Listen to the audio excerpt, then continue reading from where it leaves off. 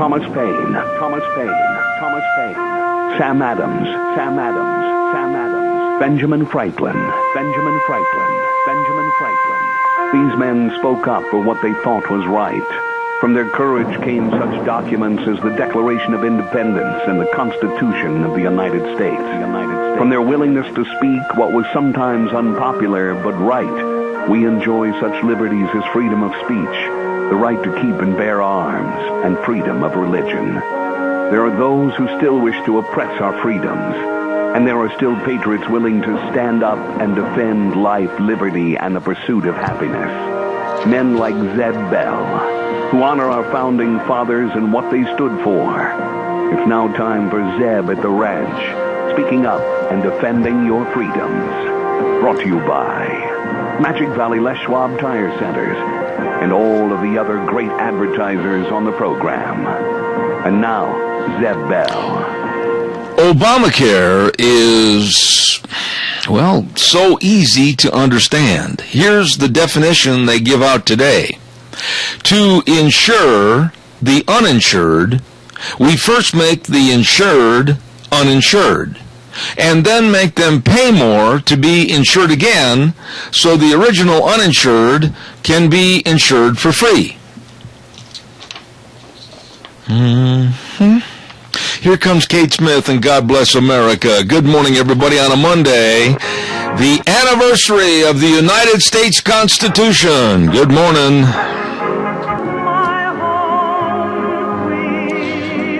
Oh, good morning. Good morning on Monday, February the 3rd. Zeb Bell at Zeb at the Ranch with our major sponsor, your Magic Valley Les Schwab Tire Centers, all 7 locations serving you, and along with some of our great advertisers like Lee's Furniture, Floors, and More with their memory foam pillows. I love my pillow at 459 Overland and Burley.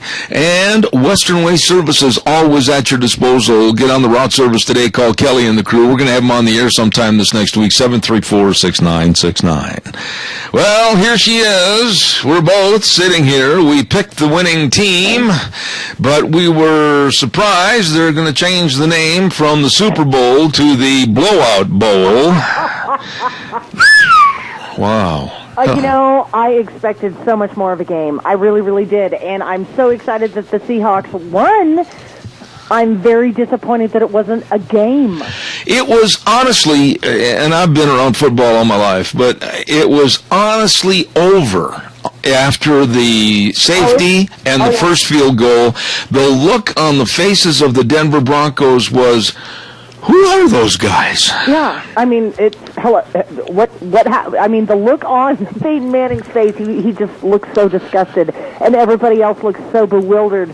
And it was, honestly, the game was over at halftime. It was way over at halftime because I'm telling you what, when they left the field, that you could just see the body language was saying, oh, please. The second half, come on. Can't we get our flight out of New York early? No. You know, and honestly, looking at the statistics and everything, Peyton Manning had a great game. He broke records in last night's game on paper. In reality, he couldn't. He threw some terrible passes. He made some terrible mistakes. The whole team takes the blame on it, not one individual. Right. The defense looked like you were going to pour vegetables into a sieve and get all the gunk out of it. And I tell you what, I got to say, the Seattle defense was absolutely swarming. Oh, you could not get anything past that defense. No. Not anything. I'm telling you what, they were really constipated. Well, I don't think I would have chosen that kind of phraseology. I didn't think you would, but, you know, I wake everybody up this morning. Okay, so you and I, prime rib or at least a ribeye, and then we're going to have some sautéed mushrooms and onions. I think we are going to do it. I think we need to. Do we have a caller? We have Al on for the pledge and Mr. Michael Rogers on for the weather. All right, Al, give us the pledge, please. Well, you know, Manning did use his head on that safety. Did you see the look on his eyes? Like, whoa! Go ahead, Al, please. Okay. I pledge allegiance to the flag of the United States of America and to the republic for which it stands, one nation, under God, indivisible, with liberty and justice for all. Hey, God bless you, man. Thanks so much. And I'm going to be talking about Lunch Bunch in just a minute. I appreciate you, Al. Thank you so much this morning. I talked to the guy over at Walmart yesterday, and he says, you bet. Thanks a lot, guys. So. All right. I appreciate you, Al. Thanks. Bye-bye. Time for the weather. Here's the number one weatherman in the world, Michael Rogers, weather.com. Good morning.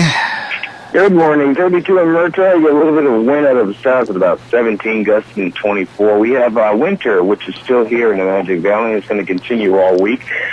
Snow in the forecast, 35 for the high, 19 for the overnight low. You're going to come out of it on Tuesday, but you're going to get set up for another bout of snow that's going to start Wednesday and continue into Thursday night. Snow accumulation for Wednesday is going to be pretty light, but possibly 1 to 2 inches on the ground. When it's over, said and done, and the temperature is going to be on the cold side. No, this is not the polar vortex. It's just normal winter in the Great Basin Intermountain West. Have a great day. Enjoy the weather. Soon, what do you got? There's the best weatherman in the world, Michael Rogers, weather.com. Oh, good morning, everybody. I hope you're off and running towards having a wonderful week. The first week in February. And I want to remind you about Darrow's Cleaners, 1223 Albion Avenue in Burley. They are the best cleaners that you'll ever take your clothes to, ever take your drapes to, ever take your tablecloths, anything in there to be cleaned. They're the best, and they really are conscientious about everything. I take all my rumply crumplies in there and guarantee they come back looking brand spanking new. Go to the best. Darrow's Cleaners, 1223 Albion Avenue in Burley. They're waiting to see you. Another business that I'm very, very high on, and that's Idaho's number one choice for wireless high-speed internet, and that happens to be SafeLink Internet. Oh, my. They absolutely are fantastic, and I suggest you get on their system right now. No contracts required, no credit checks, unlimited data, high speeds, up to 15 megabytes. Oh, my. You better check it out, 677-8000. We've been with their program for quite a few years now. You're going to love it. SafeLink Internet, 677-8000. We are in the process, I think Gina's in the process of trying to find the number one Seattle Seahawk fan in southern Idaho. Did we get him?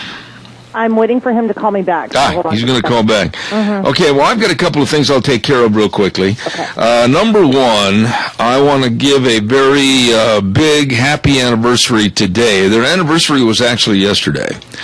But I want to thank Carl and Joanne Clark. Such nice people. Just a God's blessing for Deanne and I and all their help they do for us with Lunch Bunch and everything. And I just want to say happy anniversary yesterday to Carl and Joanne Clark. And speaking of Lunch Bunch, what can you say? We had, I think, 55 people show up at our inaugural Lunch Bunch at Denny's restaurant, and Thomas and Terry and the entire staff at Denny's went overboard, backwards to help, and it was absolutely fantastic. The food was great. The service was just, you couldn't find any better service.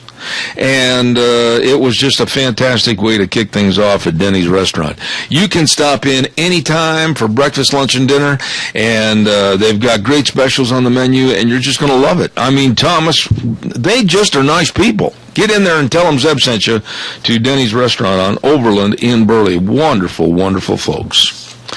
Let's check with Gina and see if we've got our call coming in yet. I've got him. He's just got to get into his office. He's got to get into his office. Yes. Okay.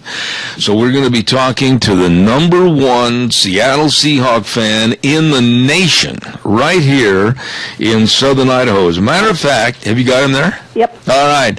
Ladies and gentlemen, Randy Wynn from Tires West, and of course he's the number one Seattle Seahawk fan in the nation. He's got a big plaque on the wall that states that, and he also has in his office the number one Seahawk Museum. And is it true that you've been selected to show the Lombardi Trophy for 4 days this week? No, I don't know about that, but I'm pretty excited. That was an amazing night last night. I didn't sleep much last night, that's for sure. Never thought I'd see, after rooting for them for 37 years, that they'd actually win. I think we're all pretty elated today. So. Yeah, but Randy, honestly, you've been around sports all your life, and you're a very, very well-known basketball official. Did you honestly expect that it would be a blowout? No. We were all, in my household, we were all very nervous yesterday, that's for sure. So, amazing game.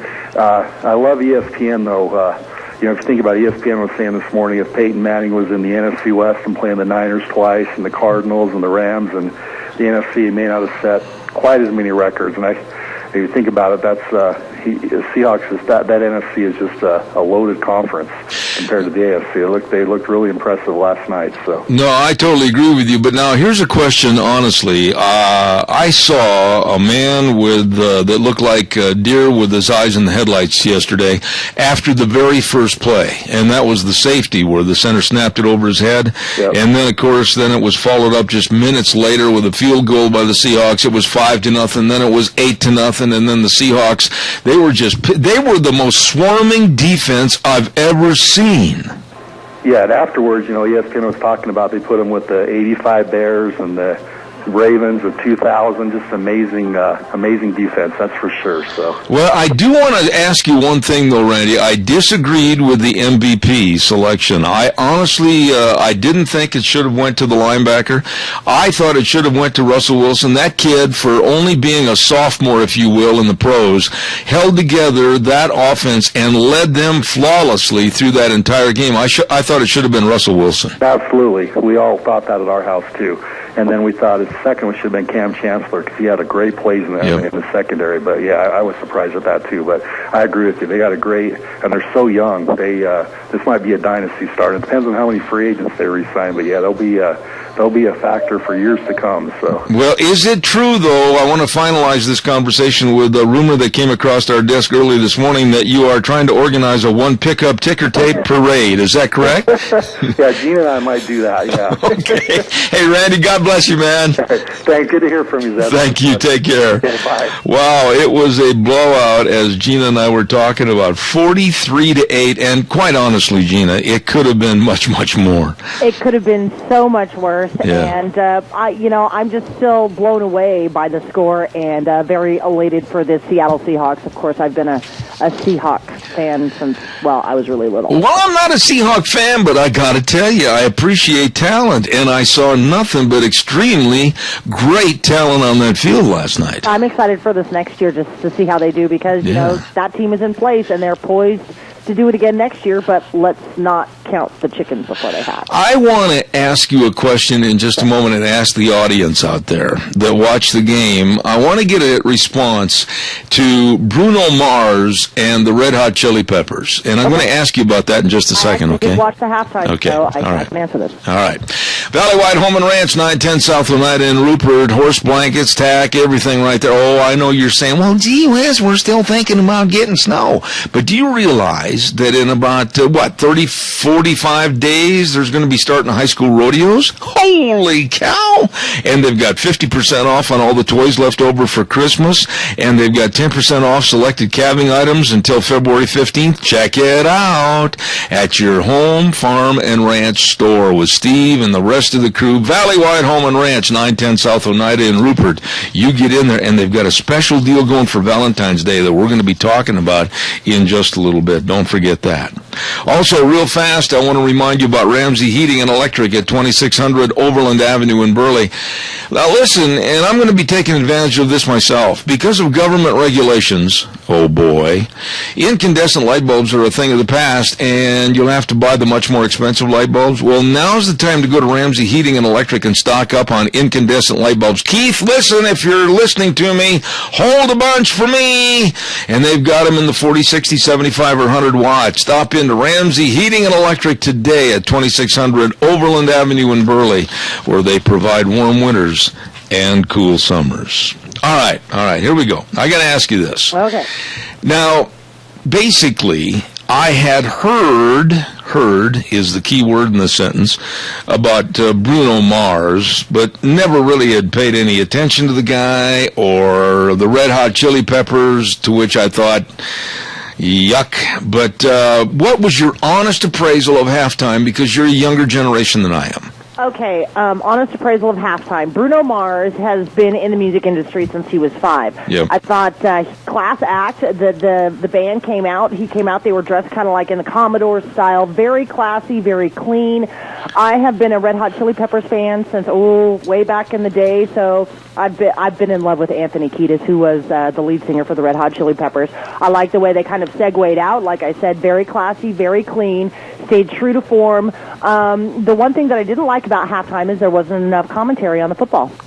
That's a great point that I've got written down here. There was very, very little left for analyzation of what happened in the first half. But now I guess I'm going to show some age here. Okay. Because I thought it was just a so-so, ho-ho, big deal, Bruno Mars halftime. The fireworks I thought was fantastic. That was cool. But I got to be honest with you, I just didn't get into the halftime like I have others in years past. So maybe it's my old age. I think that honestly, this time around, they didn't want any fiascos. They didn't want to have any another Janet Jackson functions. Exactly. Yeah. So they definitely tamed it down. They did choose a very classy artist. He's young to the scene, but you know his mom has been in show business. So has his dad. I mean, this guy is phenomenal. He's written a lot of hits. So for him to come out on the stage, and I thought, like I said, very classy, very clean, very family friendly, and kudos to the NFL for trying to keep it kind of vanilla. Yeah, it was kind of vanilla. I thought the funniest moment, and I don't know if you picked up on this or not, but the funniest moment happened at the coin toss. I didn't see. You didn't see what happened? I was sitting in an airplane. Oh, I got it. It was hilarious, really. Joe Namath, the New York Jets world's champion quarterback, was selected. You know Broadway Joe. Oh, yeah. And he was selected to throw the coin up in the air, and the referee hands him the coin, and Joe just throws it up in the air. Well, the problem was nobody was ready. Nobody had called heads or tails yet. And so the official, this guy was sharp and on the ball. The official jumped in front of Joe and caught the coin in air and said, "Wait a minute, Joe, nobody's called anything." And you could see Joe Namath's face turn beet red. And then they waited and they finally made the coin toss again, only this time there was the call for heads or tails. It was really funny. Maybe he was just so excited that it was the Super Bowl that he's like, "Oh, the coin, toss it." Joe's got himself in trouble for being 70 years old occasionally in the last couple of years, because he forcefully, about 3-4 years ago, tried to kiss one of the ESPN anchors on the air. And then the other day, he kissed, what's the one anchor on Fox News, the lawyer, the dark-haired lawyer? He gave her a great big kiss. Joe's feeling pretty feisty. Apparently, he's got a love to share. What a way to put it. There's another way, but I'm not going to discuss it now. Well, I would probably take it with stride and gracefully. Maybe behind the scenes, he might get a smack upside the head. Oh, yeah. But, he's 70 and probably going a little senile. Broadway Joe, I'll tell you, he's never lost his little chase of the ladies. He thinks he still has his heart. I guess. Hey, we'll be back in just a minute. I want to talk a little bit about that interview with O'Reilly and Obama. Okay. All right. Hey, I want to mention, too, about Perkins Restaurant, 800 North Overland in Burley. They've got Valentine's features like a 10-ounce prime rib. They served over 1,800 servings of prime rib during the holidays, and it's unbelievably delicious. You're going to love it at Perkins Restaurant. They wish you and your Valentine to come on in and have the prime rib, au jus, the horseradish, the sour cream, the butter, the baked potato, the choice of the side dish, and a dinner. Oh, my goodness, it's all just for $15.99. It's fantastic at Perkins Restaurant, 800 North Overland in Burley. Wishing you and yours a very happy Valentine's Day. Gina, the interview with Bill O'Reilly and Obama. Now, first of all, I am the biggest critic of Bill O'Reilly. I know. I've been very critical of him. I don't like Bill O'Reilly. I think he's a bloviating you-know-what. But I thought that he handled the time that was available yesterday in the interview. It was basically about 11 minutes in total time. And he honestly had Obama on the ropes, literally on the ropes. And I thought his questions were very direct. But here's the rope-a-dope, kind of like Cassius Clay years ago, that Obama pulled. Did you see the interview? No, I did not. You know what he did? And he blatantly used this as an excuse on 3 questions yesterday. He blamed the negativity aimed at his administration, whether it was Benghazi, whether it was the IRS, or whether it was Obamacare. Those 3 subjects came up. He blamed all the negativity on Fox News. I'm serious. You cannot blame anything on the media. He did. It was, honestly, the president, in my opinion, but I don't like the man, I don't like his ideology, I can't stand anything with his cabinet, etc., and his regime as president.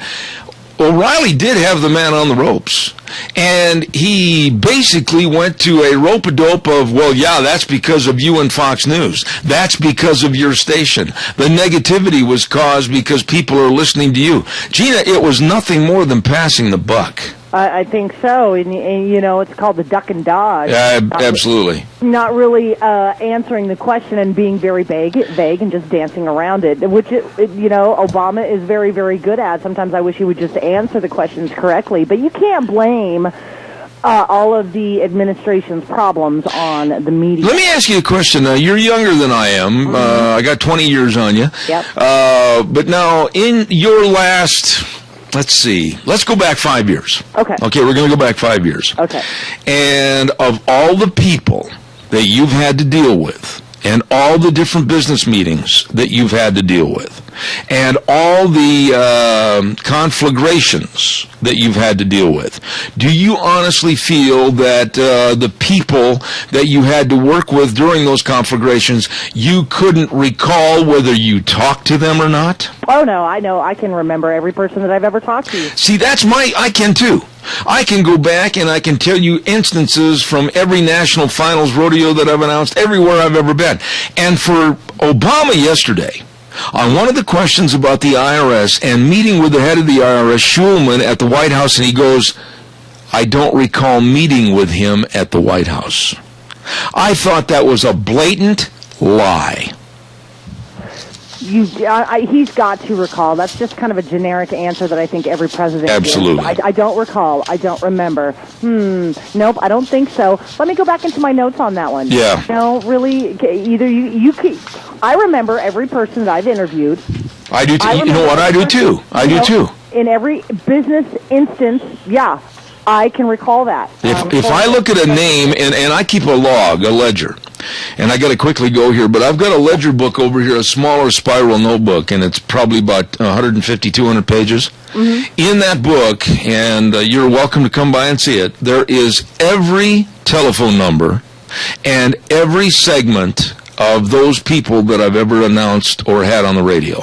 I have got, just for this particular show, I have got every person, every phone call, everything that we've ever done. Absolutely. Since I came back to the studio, and I've got 3 different notebooks. And for the President of the United States, with all the security, all the bookkeeping, all the having to sign in at the White House, all the meetings, everything else, for him to blatantly say, I don't recall meeting with IRS man Schulman at the White House, that offended my intelligence. Oh, he recalls. He just doesn't want to talk about it. There you go. Travelube Supply, 1050 West, 203 South of Hayburn, 438-8730. Oh, my goodness, better get your tractors serviced, get your filters ordered, get your tools, get your bolts, get your bit my tongue, welding rods, get it all, including your bubble ropes, because people are going to be getting stuck in the fields this spring with the mud and the muck. My goodness, don't put it off. Call them today at 438-8730. Let me try that again. Welding rods. There we go. Travelube Supply, serving you. Time for the Capital Press Ag Minute. I'll be right back. Today's Ag Minute brought to you by the Capital Press, the West Ag Weekly. The Russet North Dakota potato has long been the nation's leading fresh pack variety. It is fairly uniform in size with good yields and economic returns, said Rhett Spear, a Washington State University research assistant, but it's also susceptible to potato virus Y and has poor flesh color and flavor after long periods in storage.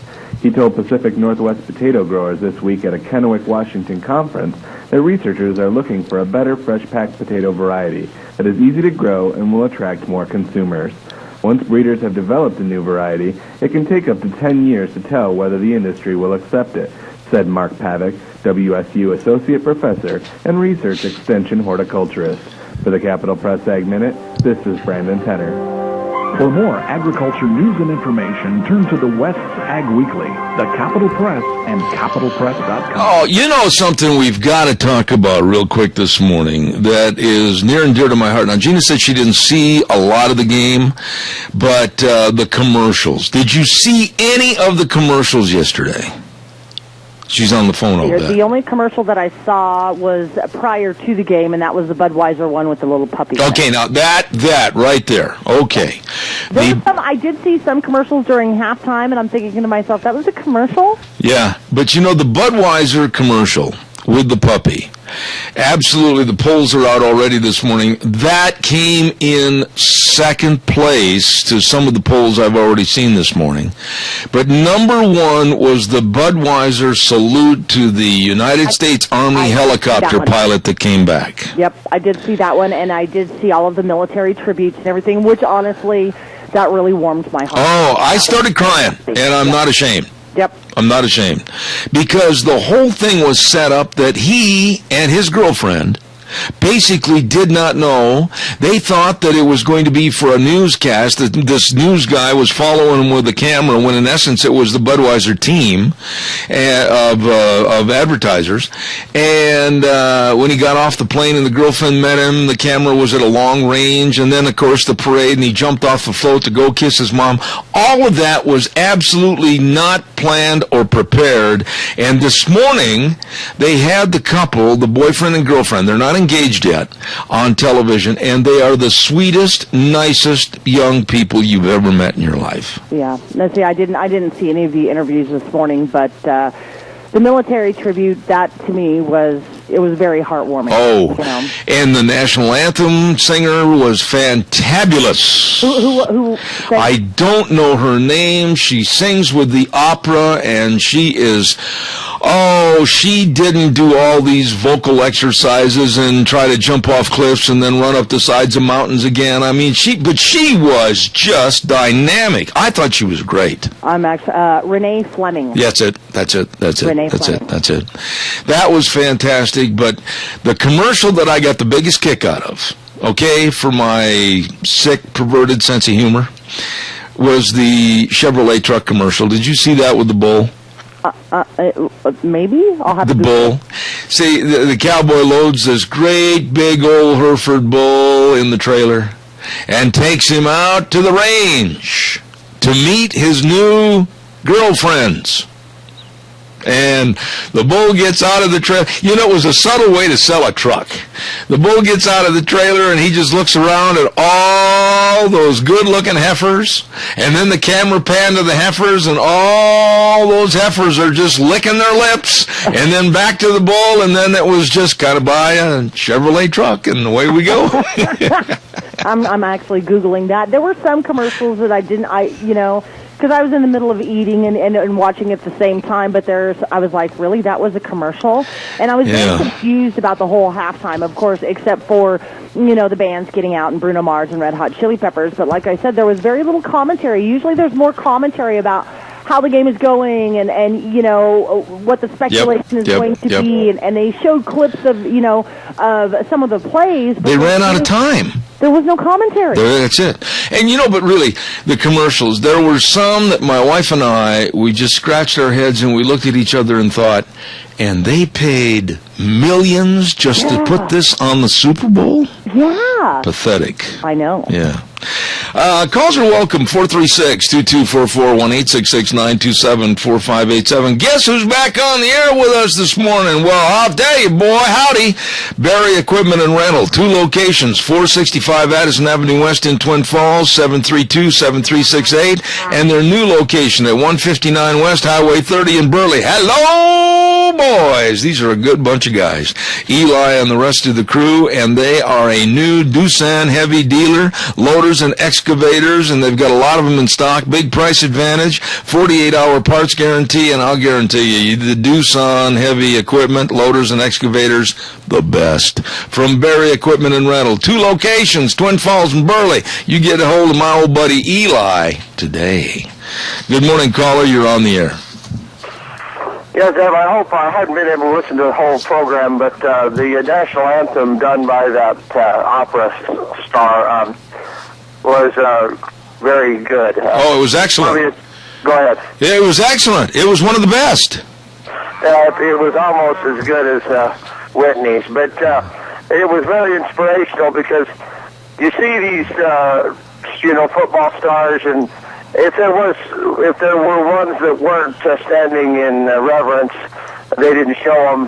And Russell Wilson had his head bowed, and after the game, he said, he was Christian and he thanked God. And you hope that this hits home with certain people, young people across this nation, and because it shows you, a guy that was in North Carolina and then in Wisconsin, 4 years ago, and then 3 years ago, now he's won the Super Bowl. You just maybe adherence to some sort of behavioral standards, it will get you places. Only in America can you do what he's done. Yeah, here's the deal about his dad real quickly, and I got other calls, but I want to tell you this and get your response. Real quick answer. His dad, and he's very proud of his dad for everything his dad has ever done for him in California where he grew up. His dad's a garbage truck driver, and his dad was his inspiration, and I started crying, and I'm not going to be ashamed to admit it. I started crying when I heard the interview before the game with Russell Wilson, talking about his dad and his dad's influence on his life, and saying, hey, Russell, you're not that big, but you can do it. And he said also, if you're not going to do it, who is? And it was the attitude of, why not me? And he proved that. Set a goal and go out and do it. Well, this is the thing. It still works here in America. And, there was great examples of that yesterday. I felt bad for what happened to Peyton because, let's face it, he's a stand-up dude. But it just wasn't to be. Nope, and, that's right. Still, I thought overall it was a very positive thing. I didn't see any commercials that were offensive. No. I felt good about the whole experience. I did, too. And, Randy, I appreciate your call. God bless you, man. Thanks. Caller, good morning. You're on the air. Yeah, good morning, Zeb. On a more serious note, I was able to get hold of, actually talk to somebody after your program last Thursday at Boehner's office. Frosty gave out this number, and it works, 202-225-0600. I had, on Monday after Frosty was on, I did leave a message, but I thought, I'm going to try again. And by gosh, I actually talked to a real person back there and just told them, I said, we got millions of people out of work. I said, we got to stop this amnesty thing until we figure out who's here. We used to give the green cards. So I basically give her an earful. I told her where I was from. I told her I've got friends that are unemployed or underemployed. And I said, we've got to stop this nonsense until we can take care of the Americans first. Well, wait a minute. I'm really concerned, Adrian, and I mean this, that the Republican Party is going to cave because there's 2 branches, as you know, maybe even 3 of the Republican Party when you start defining who's who. I'm really afraid there's going to be a caving on this issue, and some of the GOP immigration principles that they wanted to lay down, I still think that the GOP, the Republicans, have opened a path for 12 million people to become citizens, and I'm upset about it. And we're going to be talking about that with Frosty in about 25 minutes. Well, you can just tell him that, that number works, and I knew he, but I'm just saying, folks, There's also a Tea Party petition out there, and they've already got about 250,000 signatures to replace Speaker Boehner. Which I think is a good idea myself. I agree. Yeah. Adrian, call me after the program. I want to get you back out here and talk about some issues, so give me a call. Okay, well, have a great day. All right. Thanks, buddy. Appreciate it very much. Calls welcome, 436-2244, 1-866-927-4587. Give me a call. I'm treating the Super Bowl a little bit as one of our main topics this morning because of the slice of Americana that I saw yesterday. They were very concerned about the security at the Super Bowl. Thank the good Lord above. Thank the good Lord above that security was very efficient. Security was excellent to the point where any prospective terrorist thoughts were thwarted. And thank goodness everybody was safe. And I just want to say that it must have been a real job trying to get everybody into that stadium, trying to get everybody out of that stadium, trying to have all the activities and all the people that were part of the stage crew and everything. Must have been absolutely horrendous, so hats off to them for a job well done. Caller, good morning. You're on the air. Yeah, Zeb. Yeah, we got to get, I just heard Adrian, right now, the House Speaker, John Boehner, and the Budget Chairman, Paul Ryan, are trying to, well, the whole leadership of the House is trying to persuade the House members to accept a set of immigration principles that give these illegals permits to work, and legislation for millions of illegals. Fred, let me ask you a question. Do you, and you already know how I feel about this, but do you feel this is nothing more, absolutely nothing more than vote buying for November?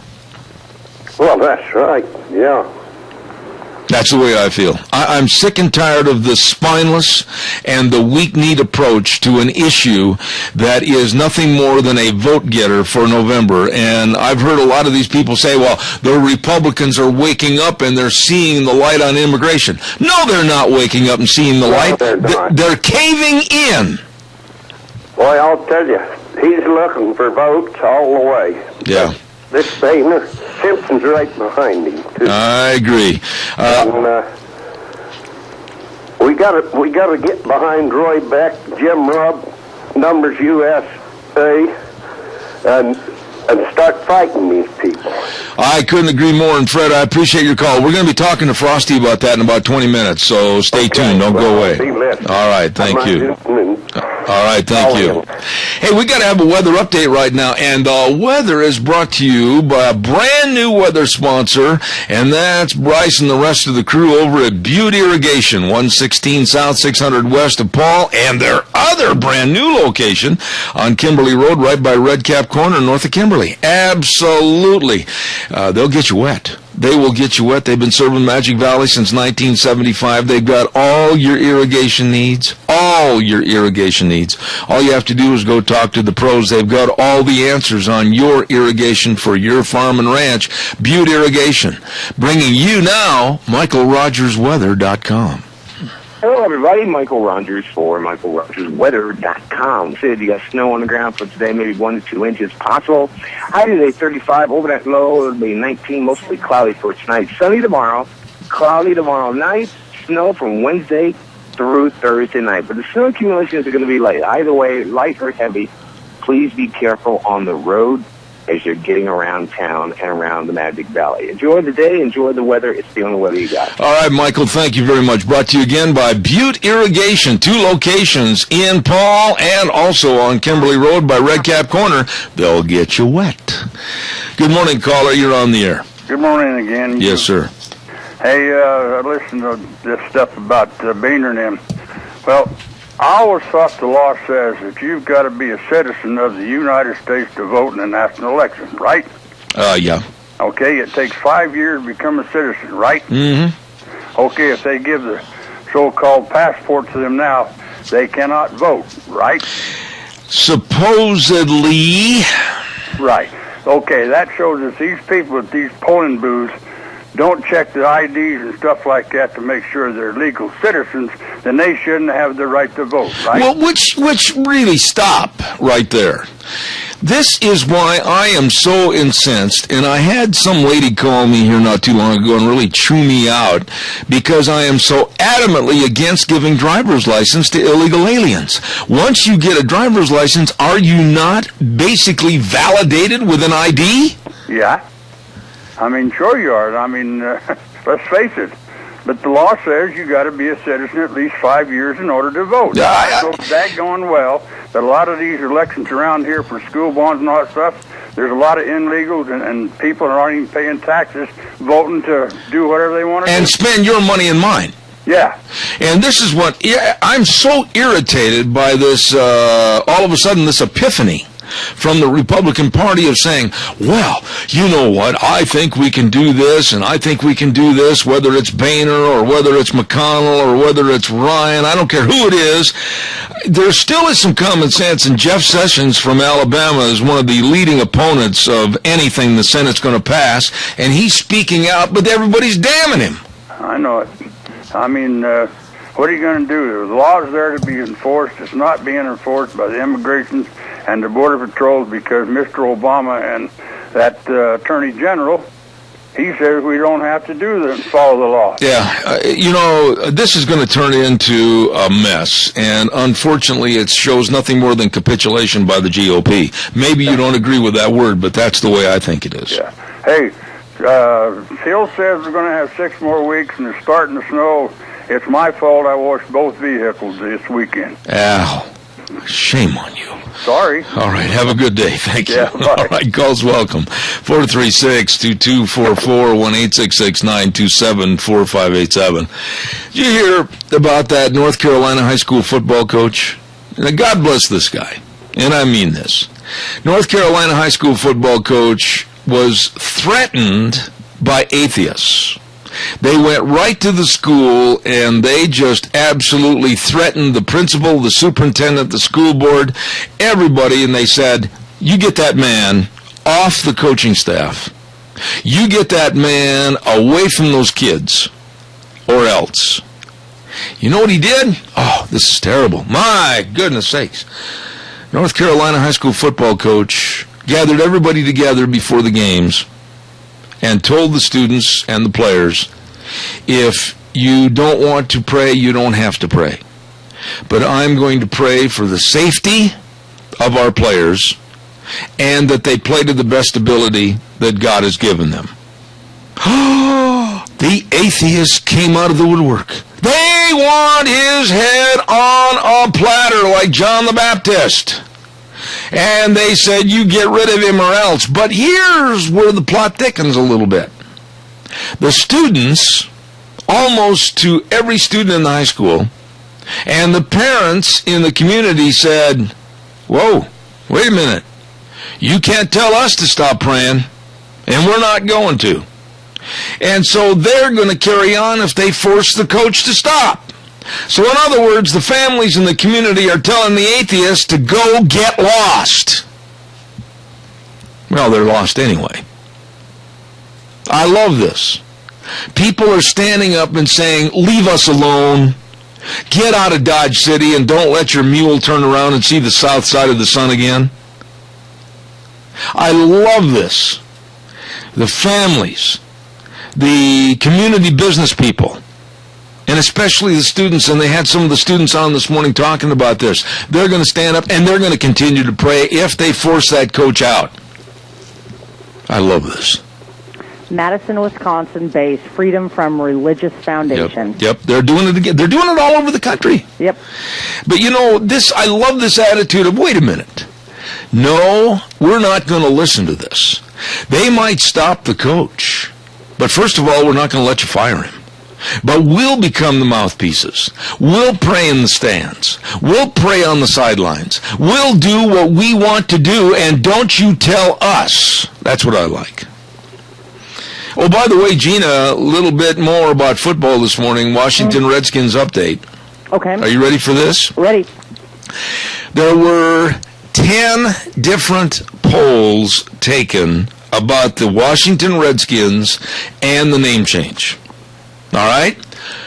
The majority of the polls showed that 9 out of 10 people, 90% surveyed, said leave the name alone. Now, in the other polls, it sunk down a bunch. 8 out of 10 people said leave the name alone.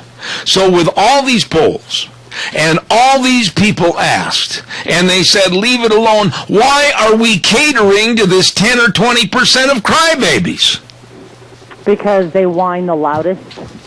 I guess you're right. I'm just reading on this news story that only the Redskins name change is only supported by 10% of Native Americans. Yeah. 10%. Yeah, and the rest, and I'll go back, and I've said this so many times before, but you know it's true. There is a group of Indians in this country. I'm going to call them Indians because that is the terminology I'm going to use. They're no more native than I am. I was born here too. The Seminole Indians in Florida. They don't want to see any name changes. No, because Florida State University is their big moneymaker. Mm-hmm. And you can bet they're going to support leaving the name alone. Well, and even I'm sitting here reading this story, and it even says that the NFL commissioner is behind the Redskins keeping their name. And he's saying that, the Redskins, it's represented and presented in a way that honors Native Americans. It's not derogatory. It's not disparative. It's to honor them, and their position in our history. Well, let me ask you, though, when you've got 80% in some polls, and 90% in other polls, are we now going to cater to these squeaky wheels, these little mouthy, mouse-laden people that want to change everything and not have anything offensive? Where do you draw? I'm going to ask you this. Where do you draw the line on stopping being offensive? I have no idea, but obviously it's not majority rule anymore. No, but I mean, anything and everything can be construed by certain people as being offensive. So where do you draw the line? I don't know. I don't know. And that is the awful thing. But, they are catering and pandering to those who whine the loudest. So maybe we need to start whining just a little bit. That's what I'm saying. I mean, no matter what you do in life, you, Gina Jameson on the radio station, me, Zeb Bell, I don't care, anybody else, you're going to do something during the day, if you're at all community-oriented, you're going to do something that's going to offend somebody, are you not? Oh, heck yeah, especially in our industry. Especially in our industry. And so what do? Live in a little bubble to where we're just continually apologizing, continually stopping, saying this, that, and the other thing, and pretty soon Kim Lee locks the door because he can't say anything. No, you know what, and honestly, I can tell you this, our boss would stand up for what we say and for what we do, because this is what we do, and am I going to bow down and cower to those who I offend? No, I can't do that.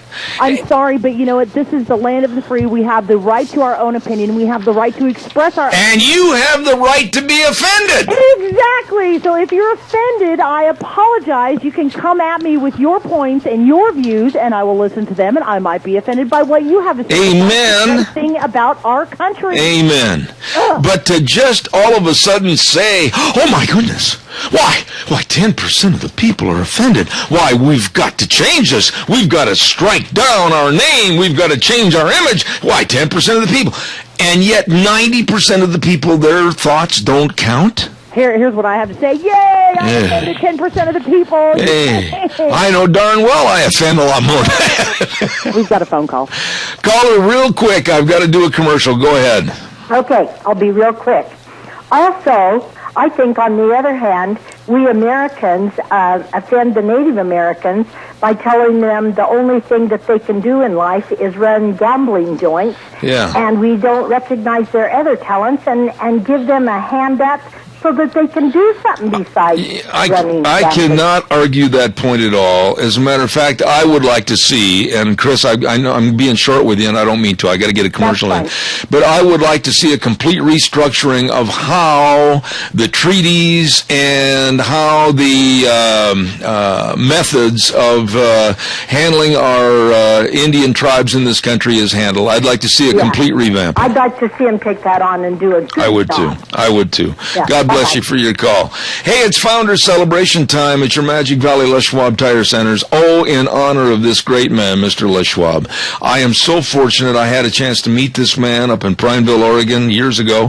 What a nice man. What a Founders Celebration. You can get great buys on tires. You can save money on wheel alignment, $20 off wheel alignment when you buy 4 new tires. And, of course, $50 off custom wheels when you buy a new set of 4. All kinds of savings going on along with all the tires, everything at the Founders Celebration. With, of course, our dear friends at all 7 locations of your Magic Valley Les Schwab Tire Centers. You stop in and see all of them today. Nice people serving you at your Magic Valley Les Schwab Tire Centers. What do we got coming up? We've got Frosty Woolridge coming up next hour, and then the Alliance Defending Freedom, and then Dave Bego is going to be on the air at 10:06, and followed by at 10:30 Jack Euler. Jack's feeling a little better. He's going to be coming on here talking about the sage grouse issue and what's happening between Nevada, Utah, and Idaho, etc. All of this coming up this morning right here on Zeb at the Ranch. I had one other note that I was going to mention to you. Oh, yeah, real quick. San Luis Obispo, Cal Poly University, they actually have a professor teaching our young people at Cal Poly that Al-Qaeda and Osama bin Laden are freedom fighters against the tyranny of the United States. What? I'm not kidding. Progressivism in the classroom here in the United States, teaching our young college students that Osama bin Laden and Al-Qaeda are nothing more than great freedom fighters against the tyranny of the U.S. Can we kick this guy out? I hope so. I got to run. I'll be back in 6. Wow. Can you imagine that? I mean, they stop this car, and the guy gets out and throws his hands in the air, and then the other person jumps out and shoots the guy with his hands in the air. And that must have really kind of caused the cops a lot of concentration on what's going on. Holy smokes. Good morning. Welcome back to hour number 2, Zeb at the Ranch. And, of course, I'm Zeb Bell with your Magic Valley Les Schwab Tire Centers, all 7 locations serving you. And we thank them very much for all that they do to help you. All right, along with our friends at Lee's Furniture, Fullers, and more with I Love My Pillow, memory foam pillows, 459 Overland in Burley. And, of course, our dear friends at Western Waste. From the canyons of the Snake River and all across southern Idaho, we're always at your disposal. Western Waste Services, we care about our community, our resources, and this great land. Western Waste Services is lending a hand, always at your disposal. Western Waste Services. Oh, Western Waste Services, thank you so much for the job they do. And we're going to be having Kelly on the air in the next couple of days, as a matter of fact, and discussing quite a few things. They've got some new news about something else to serve you with. They've got all the dumpsters in various sizes. Call them and have one dropped off at your place, fill it up, and when it's full, tell them to come get it. And, of course, they've got all the porta potties. Get on the route service, too, for all your garbage to be hauled away. They are the best. They are always at your disposal. Western Waste Services, 734-6969. Also want to take some time right now and say thank you to our dear friend. Hello, Joel Heward. How are you? My goodness sakes. Just the nicest people in the world at, of course, Hanson Mortuary, serving you at 710 6th Street in Rupert. Number to call, 436-5636. It's a very difficult and trying time when there's the passing of a loved one, and you've got so much to do, so much to remember, so much to get done. Let them help. Let them help. They have the solemn responsibility to provide families they serve with the best possible support and comfort. So please remember to call them today. 436-5636. Hanson Mortuary, 710 6th Street in Rupert. Joel Heward, owner-manager, serving you. Now, I'm going to be really careful in how I introduce this man because, quite frankly, he's in kind of a mental instability zone this morning because his beloved Broncos looked really poor last night, and I'm being kind. So, ladies and gentlemen, please, no boos, no hisses. Please try to remain calm and not give this man any more mental anguish than he can handle. Good morning, Frosty Woolridge.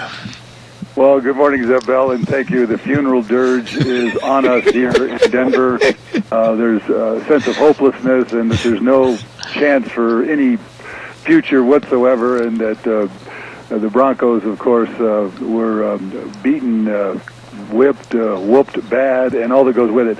And, of course, for me, I know I've been on racquetball courts, I've been on tennis courts, I've been on the football gridiron, and I've seen great moments, and I've seen times where how did I just lose that racquetball game, or how did I just lose that tennis match, and all that goes with it. And that's the greatness of sport. I want to, you have to congratulate the Seahawks and certainly the management of the Seahawks and the extraordinary players of the Seahawks that really made this just a whooping. And at the same time, I want to congratulate a man like Peyton Manning, who at 37 is a class act. He's the kind of person you can tell your kids about, and a role model, somebody you can emulate and imitate and be proud of. And so, in the end, all sport is, it's somebody against somebody else, and somebody's got to be a winner. And in the end, everybody's a winner because we all enjoy this great sport of football here in America. And winning or losing or whatever, it doesn't make you less or whatever. The key is, I think it was said by Teddy Roosevelt way back 100 years ago. He said, it's not the critic who counts, it's actually the man who is in the arena, who's covered with blood, sweat, and tears. And he's the man who knows defeat and he knows victory, but he'll never be among those cold and timid souls who don't know either. That's right. So it was a great game, a great spectacle, great celebration of America. And that one kid, Bruno Mars, he's the new James Brown of the entertainment field. So, wow. All in all, God bless us for having a nation and having a country that can host something as fantastic as a Super Bowl, and may all the players go home be proud of themselves, and that's my great feeling. Okay, well, one quick question here and short answer, because I want to get into immigration this morning, Frosty, but you and I both have been there and done that when it comes to sports. My feeling, short answer from your part is, this would be an ideal time at 37 years of age to say, I've had a wonderful career. Thank you to Denver. Thank you to Indianapolis. He's a shoo-in for the Hall of Fame, and I think it would be time now for Peyton to not risk another season, complete season with all the preseason and the regular season games. I think it's time to hang up the helmet. I would agree. At 37, and he's got the neck, he's got steel in his neck and everything else. He hasn't gotten crippled at this point. He's not paralyzed and all that. And there's nothing else to prove. The man has proven everything. Yeah. So yeah. I agree with you. If I were him, I would retire. He has a Super Bowl ring. He led the Colts. He's led, and obviously led the Broncos. And so, it's time to hang it up at some point. And this is the time, I think. Yep. All right, now I want to get very serious because I'm very concerned. And nobody in the United States follows this immigration reform fiasco more than you. First of all, I want to ask you about the GOP and the caving attitude, the capitulation attitude with Boehner and everything else. Where are we this morning in your perception as far as this immigration reform? Ladies and gentlemen, where we are right now is in unbelievable trouble.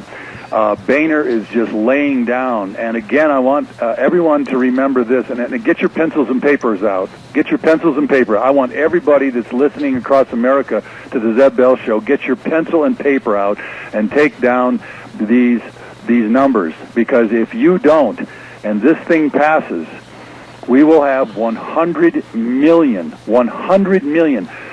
immigrants injected into this country within the next 36 years. That is enough people to double the populations of our 20 most populated cities. It will be a nightmare that will visit your children and your grandchildren, and there will be no way and no escape. And these numbers are this. House Speaker John Boehner, 202-225-0600. Call him. Leave a message. Talk to his staff. No to the 744 amnesty bill. No to adding 2 million immigrants to our country every year, which is part of that bill. No to this amnesty. No to continued anchor babies. Because, ladies and gentlemen, the world is growing at 80 million net gain per year, and everybody wants to come to America. They have to stay in their own countries and solve their own problems, make it a better life in their own countries by their own actions, not come to our country to destroy our sustainability. Again, that number, Speaker John Boehner, 202-225-0600. Make the call, because if you don't make the call, this bill is going to pass. Frosty, House Speaker Eric Cantor. House Speaker Eric Cantor, Republican from Virginia, 202-225-4000.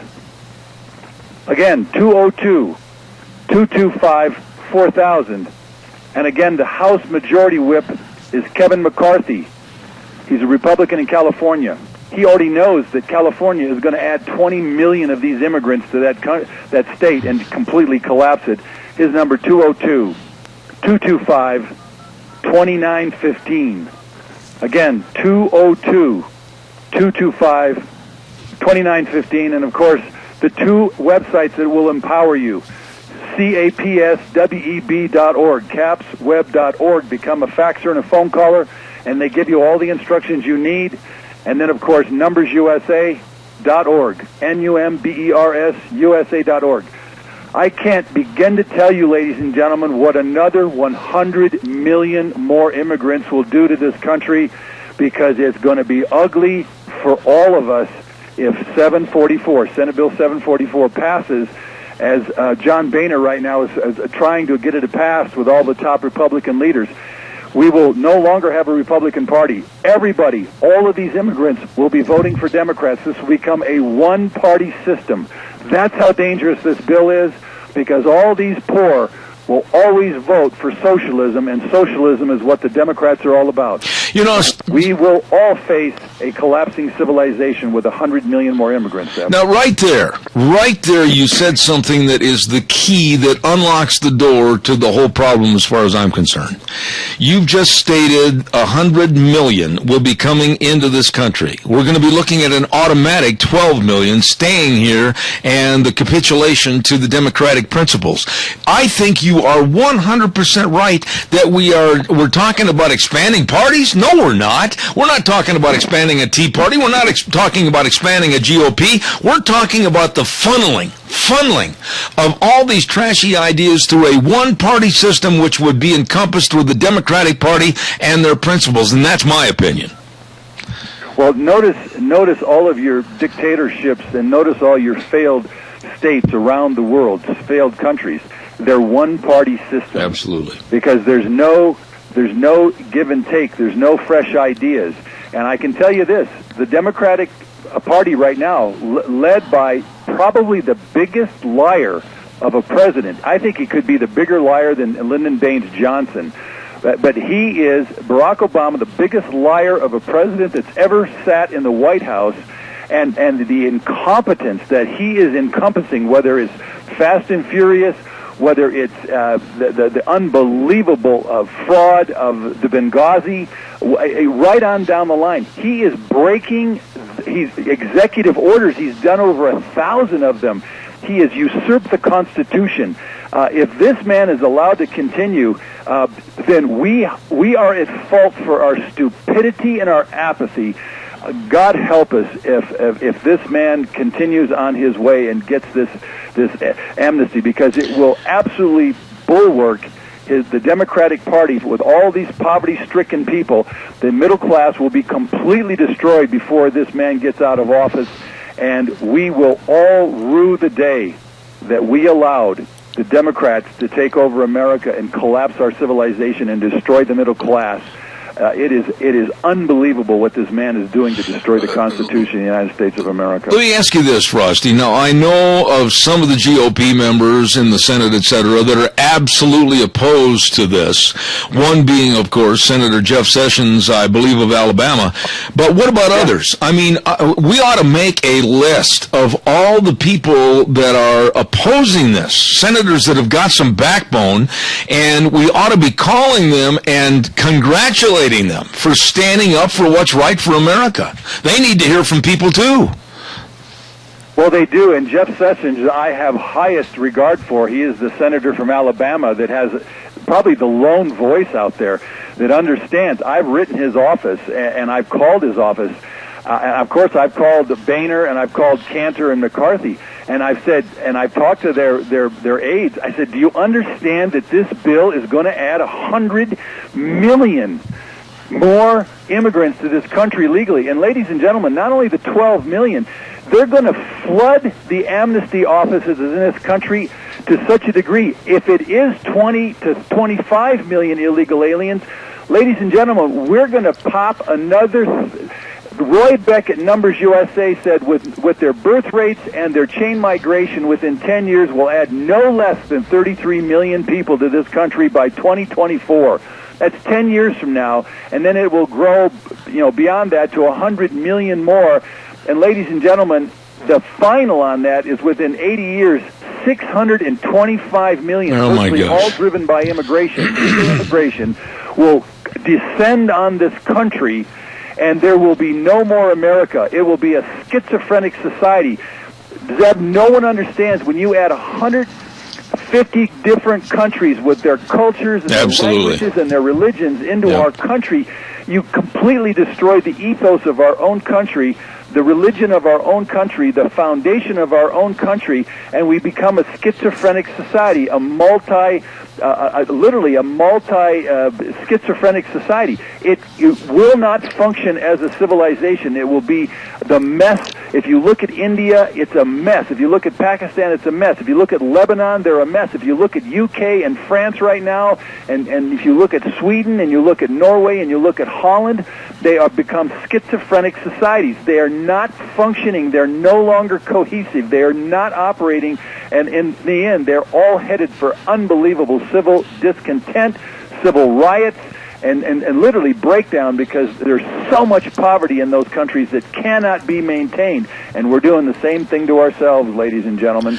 The thing that I want to ask you about this morning, Frosty, and you know more about this than anybody else I know, but if we go ahead and say basically amnesty, a lot of people don't like me when I use that word, but this is what it is, amnesty to the 12 million that are here, and we don't do anything that should have been done years ago to secure the border, what good is this amnesty plan when they're still going to be coming over in droves and hordes to add to the numbers that we give amnesty to?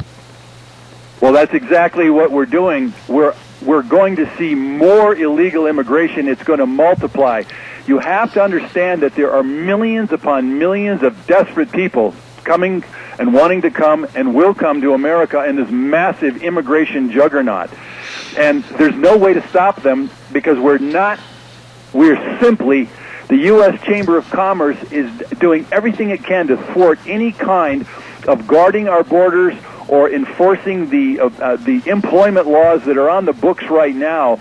And so we're going to see millions and millions of more illegal aliens crossing the borders any way they can. Do you know, ladies and gentlemen, that 40% of illegal aliens in this country came on a visa, and they overstay the visa, and they meld into the society at large. They have their anchor babies, and then they simply get to stay because no one will enforce the laws.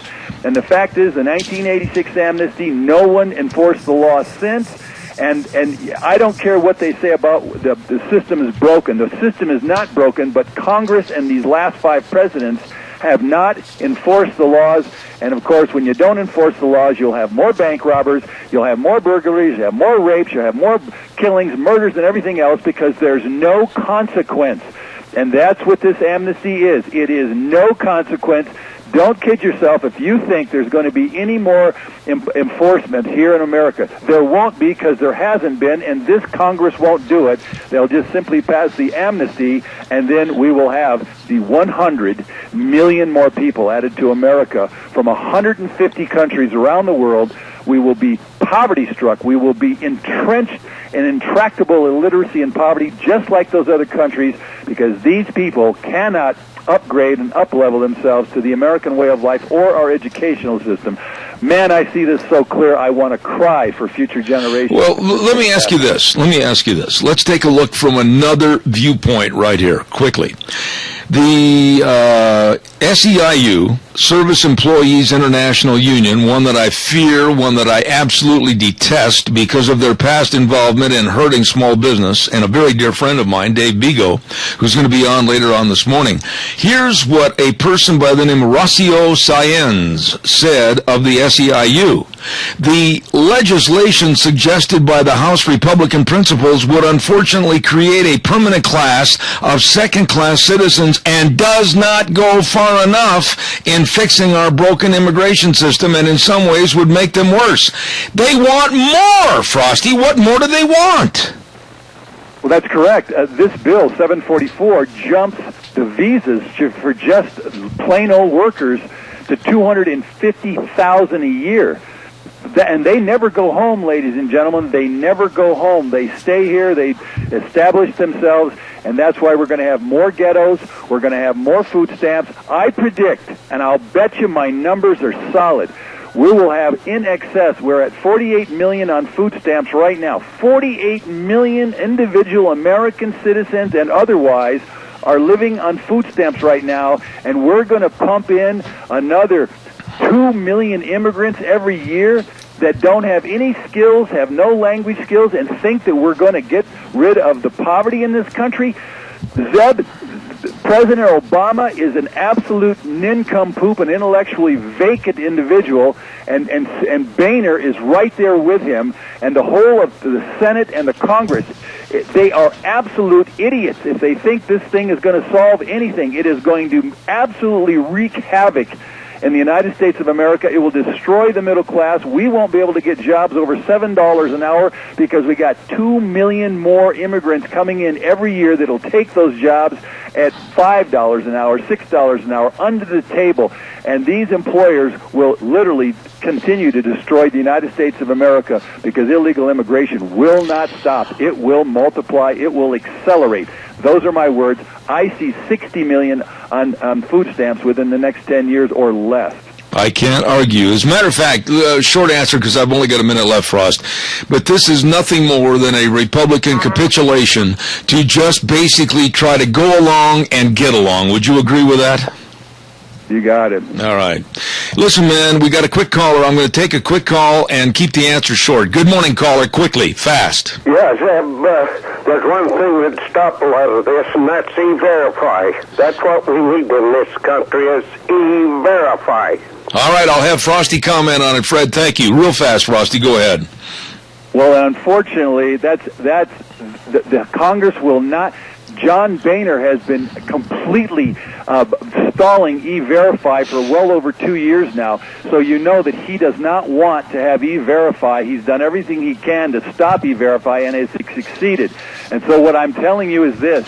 E-Verify would just be fantastic, but no one's going to enforce E-Verify. That's the problem with E-Verify. It's not enforced now. It's not going to be enforced after 744. So E-Verify is a waste of time because as long as you've got employers who are going to employ these these illegal aliens at subpar wages and completely eradicate American citizens and keep them off the employment rolls, E-Verify is not going to happen. It's just not happening now because these liars, these cheats, and these employers who hire, and you know who you are, McDonald's, Tyson Chicken, construction firms, Chipotle's, you go right on down the line, Marriott hotels, they're all hiring illegal aliens, and they're getting away with it, and that's not going to stop with 740 fare passing. You know, Frosty, I wished I had more time. I really do, because I'm as passionate about this as you are, and I'm going to personally, after I'm off the program, call the numbers that you gave for both Boehner and Cantor's office myself again and let them know my feelings. But God bless you, and I'll look forward to next Monday, and thank you for an excellent program here this morning. And thank you. And ladies and gentlemen, this is our country. I know I'm passionate, and I probably talk too fast, but this is your kid's future. If this bill passes, none of us will have a future. Our country won't have a future. So please, just for the love of God and love of country, call those numbers. Stop this amnesty. Join capsweb.org and Numbers USA and fairus.org.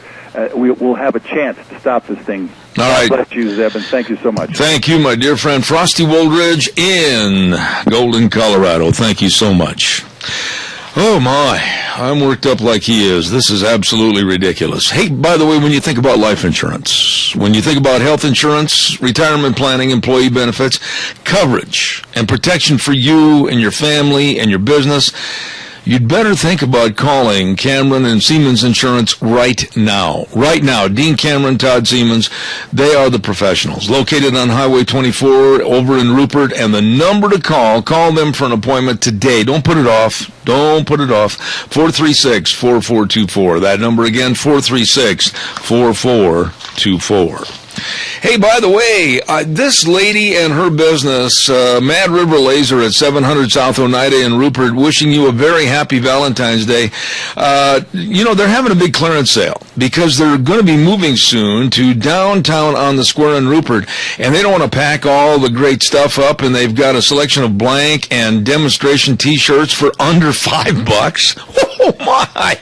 Come on in and take a look at the clearance counter. And don't forget, too, they can provide vinyl lettering, the largest supply of in-stock colors in the valley, and they've got all your rubber stamps. They've got everything for you. This is a great business. Mad River Laser, 700 South Oneida in Rupert. Wishing you and yours a very happy Valentine's Day. In just a moment, we're going to have a gentleman by the name of Rory Gray on the phone with us. But before we go there, I want to also thank our dear friends at Lee's Furniture, Floors, and More. Oh, I love my pillow. I love my pillow. As a matter of fact, I have one of those memory foam pillows. Yes, it is beautiful.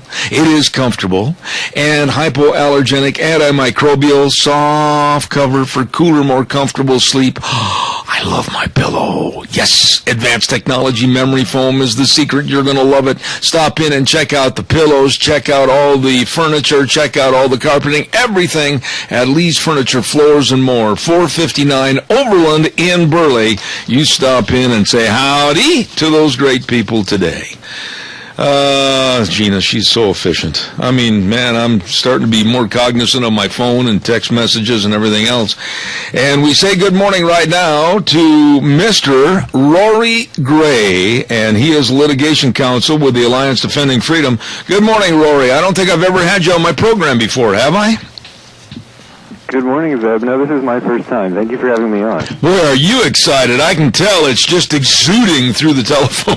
I'm not going to put you on the spot. I'm basically a pretty good old boy, and I want to talk to you about the atheists are at it again. Now they want to sue to take In God We Trust off our money. What's going on here, Rory? Well, this case has actually been brought by Michael Newdow, who's sort of famous for challenging the Pledge of Allegiance. Yeah. And his case went all the way up to the Supreme Court, and then they said that he didn't actually have standing to bring it, so it all went away. But in this case, he's actually representing a group of other atheists and a couple atheist groups like Freedom from Religion, and they're trying to get the national motto taken off of coins and currency. Okay, but how? I mean, you go to the halls of Congress, and the other evening, standing underneath "In God We Trust," right there in the halls of Congress. The words are there. God's name is there. How in the world and why in the world are we even listening to these fruitcakes? Well, actually the point of our brief, Zeb, is that we don't think that the plaintiffs have standing, which means they shouldn't be able to bring the lawsuit in the first place. And we've had a number of these challenges over a 40-year period. There's been 4 cases going up to the federal appellate courts from 1970 to 2010, and the atheists have lost each and every time. And so the brief we filed as a friend of the court this time around was asking the court to say that the plaintiffs don't have standing because they're offended by the motto. It doesn't affect them in a personal way, and the lawsuit should basically just go away. Okay, let me ask you this, Rory. How do you stop, or where do you draw the line on people being offended and suing? I mean, we're looking at so many people saying, well, that offends me. You've got to stop doing that. I don't care if you're talking about the Washington Redskins football team. I don't care if you're talking about "In God We Trust" on our money. Where do you draw the line and say enough is enough on people being offended and suing? Well, particularly in the Establishment Clause context, we don't think a lot of courts have really done a good job of that. They haven't really taken a serious look at whether the plaintiffs are just making a general argument that applies to everyone, in which case they don't have standing, or when they actually have a particularized injury that's specific to them. And with something like the national motto, for instance, that affects millions of people all in the same way. We're all citizens, and it's our motto. So it doesn't affect the atheists in any sort of individualized way. It's all the same for everyone. And, lots of people use money that has the motto on it, regardless of what they believe. And so we're trying to get this lawsuit thrown out and basically make it harder for atheists to bring these sorts of cases to begin with. Yeah. Now, we're talking about money, and the ambiguity of this situation is, where did the atheists get all their money that says "In God We Trust" to fight you so that we can take "In God We Trust" off our money? I mean, where are they getting all their backing? I don't exactly know if Mr. Newdoff owns these lawsuits himself. I really don't know. I know he's working with the Freedom from Religion Foundation, and they have a lot of atheists who give them money to bring cases like this. The funny thing about this lawsuit, Zeb, is the plaintiffs are actually, several of them are coin collectors, so they've actually collected coins from the mint for decades that have "In God We Trust" on them, and all of a sudden they've decided that they can't buy those anymore, and so that's actually one of the harms that they're alleging. So if we don't take "In God We Trust" off our currency, and they're all upset about it, I guess maybe they'll just fade away into obscurity because they won't want to use the money that says "In God We Trust" because that would be ambiguous, and so they'd prove themselves to be phonies, so then they'll just blow away like chaff in the wind, I hope. Well, some of them have alleged that they try not to use physical money as much as possible. I guess that means they rely on their credit cards. I'm not exactly sure. What are they going to do, start trapping in the Rockies and trade you beaver pelts to go to court? I mean, this is ridiculous. It is silly. I mean, clearly the national motto has a long history in this country. It actually comes from a verse in the national anthem. I believe it's the 4th verse. Mm-hmm. So it's been around since at least 1812, and is a phrase that's near and dear to the hearts of Americans. And we don't believe that we should lose our religious heritage just because a few people might find it offensive. So that's why we step into these types of cases and get involved. Rory, really, and I'm not trying to be at all funny when I say this, but here they complain about the "In God We Trust" on our currency and everything else, and yet the halls of Congress and every building in Washington, D.C., basically some reference to God and a nation under God. Why have they not said anything about the scrubbing and pulverizing and liquidation and elimination of those words back there in the halls of Congress? Well, I think that they know that that would garner more outrage, so they're starting with coins first, and if they can get the motto taken off there, then they could eventually work their way to the buildings as well. I think that's, I mean, I don't know that for sure, but that would be my thought. Yeah. Now I don't mean to jump into another puddle of water that you're not familiar with, but I just want to ask you about this. It just came to my attention this morning, excuse me, that a North Carolina high school football coach has been threatened by atheists to stop praying before the games, and what he would do is gather gather the cheerleaders and the players and any of the students together in a big circle, and he would basically pray for their safety and also to the best of their abilities to play the game. And so the atheists are going to sue, I think it's that outfit in Madison, Wisconsin that wants to go after him and everything. And the community said, okay, bring it on, guys. We'll start praying. The parents will start praying. The business leaders will start praying. The students will start praying. Don't go after the coach because you're going to have to go after the whole community. How can the general public, Rory, just stand up and tell these people to go back under the rocks from whence they came? Well, you know, Zeb, I actually haven't heard about that one yet. That'll be something I'll be interested in looking into. But really the foothold where they get is when sort of a public employee is involved. So if it's just a parent or, say, a private group or a private pastor or the students themselves, there's absolutely no question that they can pray whenever they want to, and as long as it's in the middle of the game and somehow is disrupting things, which obviously I'm sure they're not doing. No. So really these people can band together and do prayers before the game starts, during breaks and afterwards, and really, that should be absolutely fine, and we definitely want to protect that, and we would be interested in looking into that situation.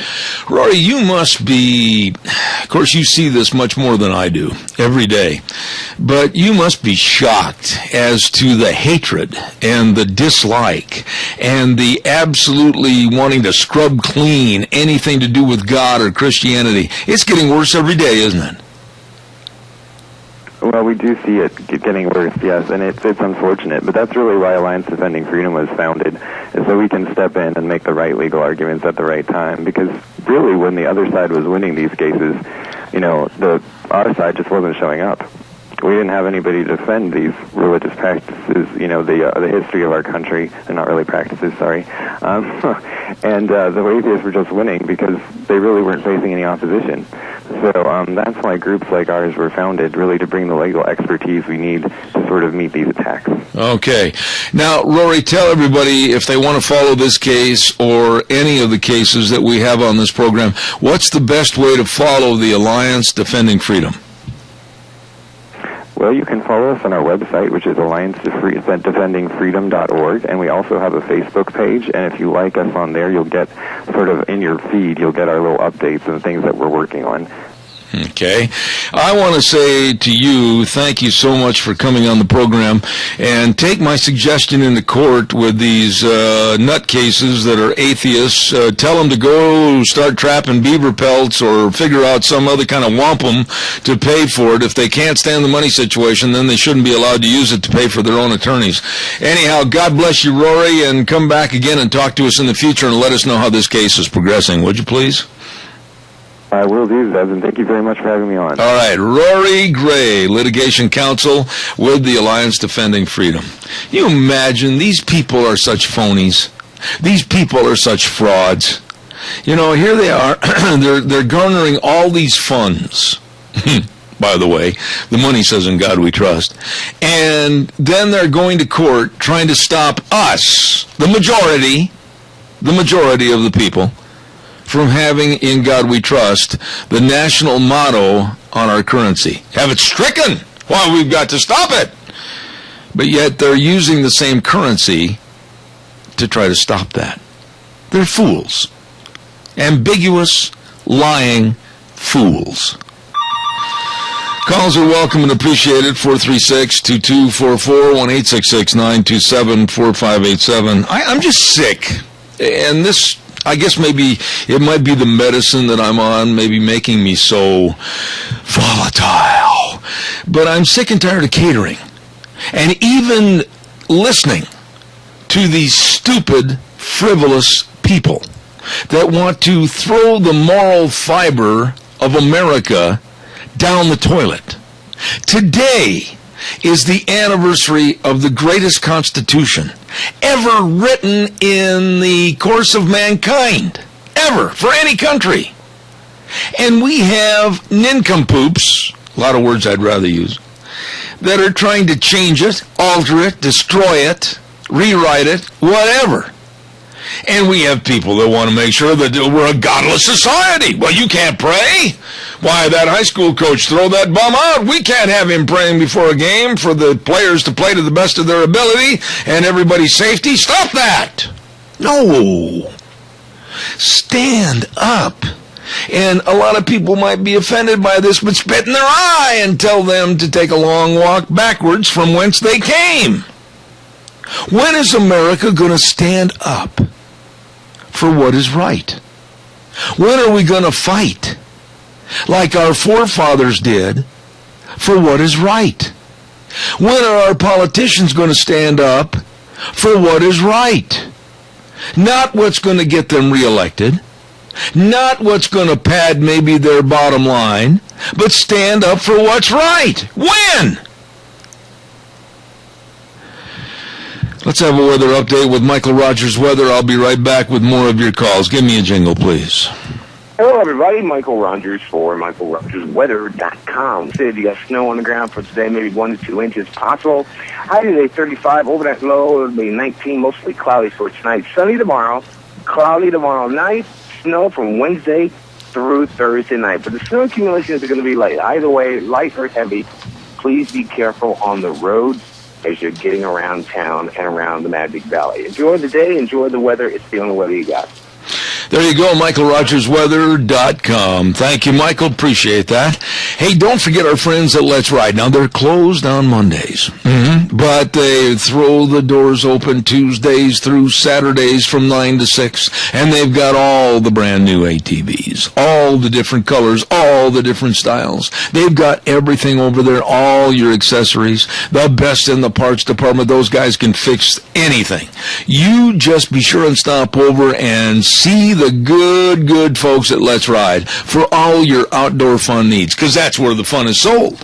Let's Ride. Open 9 to 6 Tuesdays through Saturdays on Highway 24 between Rupert and Burley. Remember the name, Let's Ride. All right, give me a call.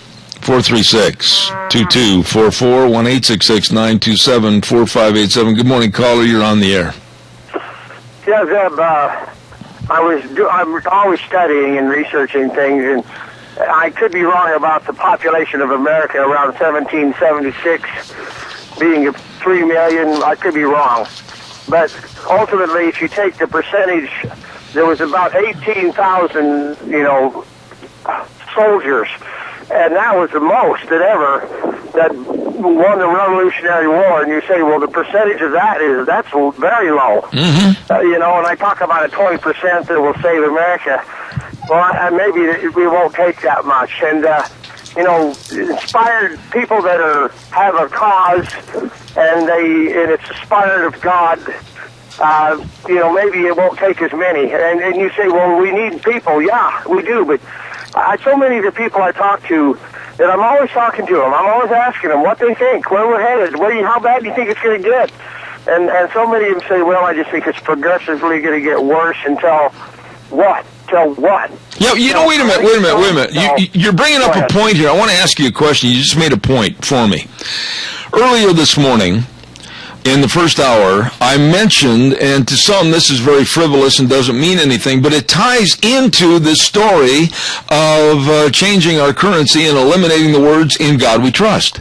It's the same thing, Randy, as a very small percentage of people demanding, slamming their fist down on the desk and saying that the Washington Redskins should change their name. 90% of the people think that the name should be left alone. And I'll bet you probably 95 to 96% of the people think leave our currency alone and God we trust. Why are we catering to these limited number of losers? Well, because, again, it's the media, it condones it, they perpetuate it. It's a terrible thing. I tell you what, Zeb, sometimes there's so much information out there that nobody knows what is the truth. And they're so prejudiced about, conservative, things that they think, well, those guys are just as big of liars as the liberals. Yeah, but let's stick with the point. Listen and learn, and you find that wasn't true. Let's stick with the point here for a minute. If 90% or better of the people feel a certain way, I'm not going to cater to that 10%. I'm not going to stand up like this knothead did the other night on the news, and he said, well, gee whiz, if there's even one or two people offended, we should think about changing the name. Randy, you're never going to stop people from being offended, and where do you draw the line on changing everything in society just to suit their needs? You're not, and that's the reason why there's a thing called consensus. And when you're dealing with public's money, consensus is something that has to happen. You have to concede. But when you are the owner of the Washington Redskins or the owner of Zeb's business or whatever, you have to concede to no one. And that's the reason why America still works, because business owners are still making decisions without concessions to anybody. Well, the whole thing boils down to, here's a court case where atheists are all upset, and they're saying we got to take "In God We Trust" off our currency. But these same hypocrites, these same stupid people, are using money that says "In God We Trust" to fight the money that says "In God We Trust." They're a bunch of lunatics. Oh, hypocrisy means nothing to these people.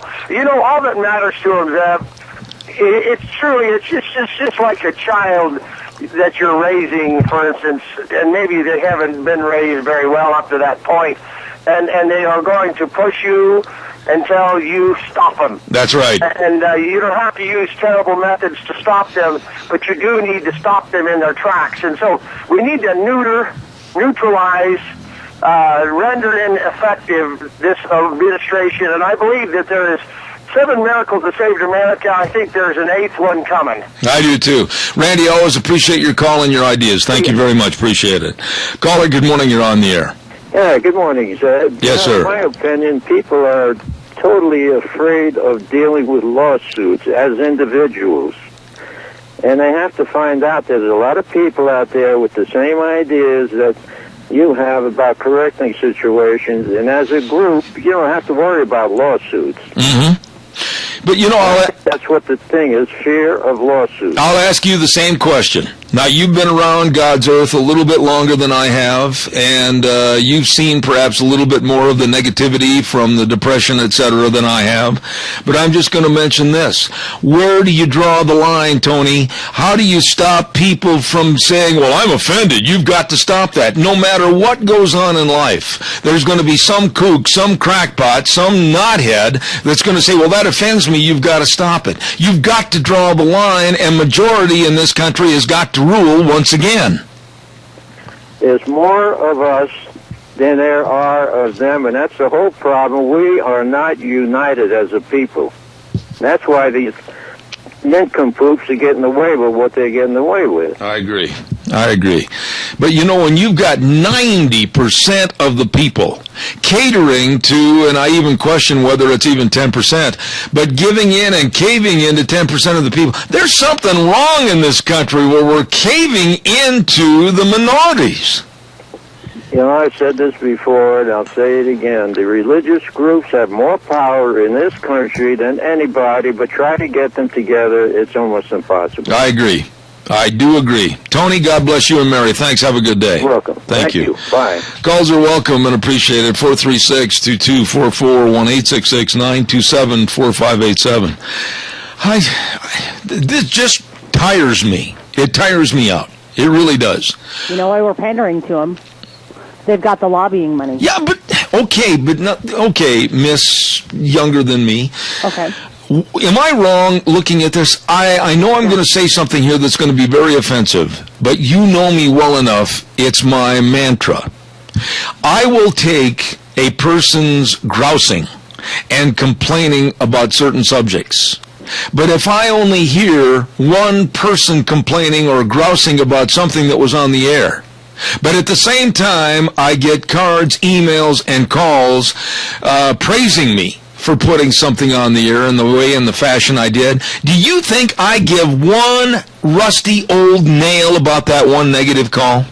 Probably not. You will take it into consideration, but you're still going to do what you're going to do. That's right, because the majority ruled. Exactly. And so I think in overall, and I hate to say this, but the way our country is going, it is not who screams the loudest, and it's not the majority rule. It is who has the most money and the lobbyists to get their point across because, we're the 10%, and we think that we should rule because, we're the 10%. Yeah.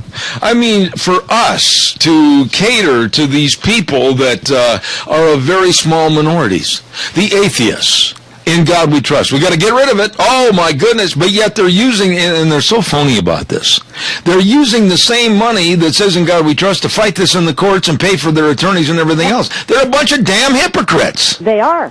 If you don't like the words "in God we trust," then just don't look at it. Go out and make some wampum or some beaver pelts, or maybe chew some leather and make it soft and sell some moccasins or whatever. I don't care. Yeah, it's on our currency. It has been on our currency for a very, very long time. If you don't like it, don't look at it. You're still going to spend it. And it's, I used the analogy a minute ago, and I'm going to stand behind it. That changing the currency of "in God we trust" is no different than a very small percentage of people wanting to change the name of the Washington Redskins. Why listen to them? Well, people are listening because they're throwing money at it. And that's just my own personal opinion. Now, we've got 2 phone calls. We've got Adrian on line 1 and somebody else on line 2. All right, I tell you what, I got to do a commercial first. Stand by.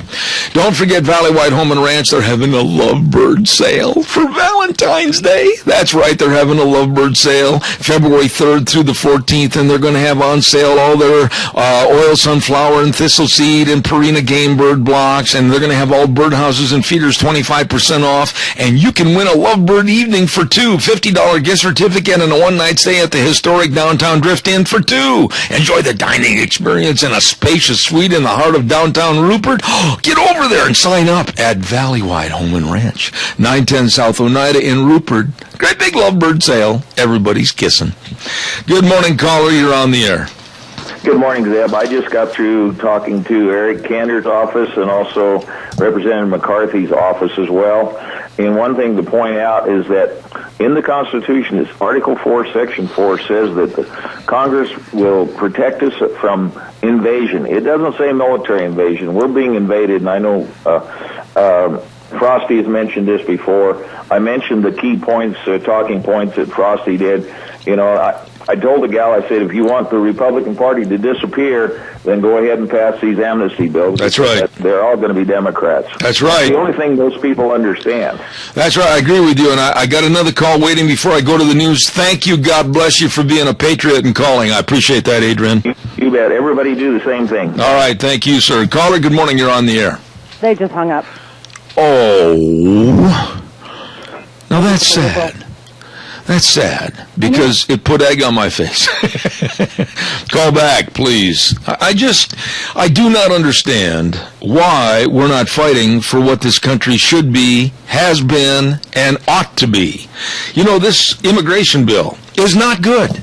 It's nothing more than capitulation and caving into what the Democrats want and what Obama wants. It's nothing more than buying votes. It's nothing more than going along to get along. It's not standing up for principles. It's not standing up for the bulk of America. It's caving in. And I'm going to give those numbers again. Call Boehner's office at 202-225-0600. Call Cantor's office at 202-225-4000. And tell them no! Tell them to start showing some backbone and say no to amnesty. And if anything, say yes to closing the borders down and starting to protect America. Oh, boy. That'd be a switch. Wonder if they can handle that. Give me a call, 436-2244-1866-927-4587. Gina, last hour, right before we went to the news, you acted shocked when I told you about that Cal Poly San Luis Obispo professor that is standing up in front of his classes, and he's absolutely advocating that Osama bin Laden and Al-Qaeda are nothing more than wonderful freedom fighters, and that the United States is the tyranny of the world. Here's why I'm shocked. Number one, he's teaching on American soil. Number two, he's teaching at a university on American soil. Cal Poly. Poly. This is what I'm shocked about. Where are the administrators saying, okay, we understand your philosophy, but we don't think that it's probably in our best interests and the interests of the United States, where we receive most of our federal funding, Bingo. for you to be teaching this class. But Cal Poly, San Luis Obispo, basically a very, very, very noteworthy agricultural school and a very nice college, and they've got some absolute jerk telling everybody that Osama bin Laden and Al-Qaeda are worthwhile freedom fighters and denigrating the United States. And one student, this is what's perverted to me, one kid stood up and said, wait a minute, that's not what I believe in, and that's not how I was raised, which scares me because there was quite a classroom full of students at this Cal Poly seminar, and only one had the guts to stand up. Here's my question, and I'm actually doing some quick search on this really quick. Are they a Jesuit? No, it's a state university. I've got to run to the news, and we're going to come back with Dave Bigo coming up next hour. A lot of things to go. Don't go away. Zeb at the Ranch. Stay tuned.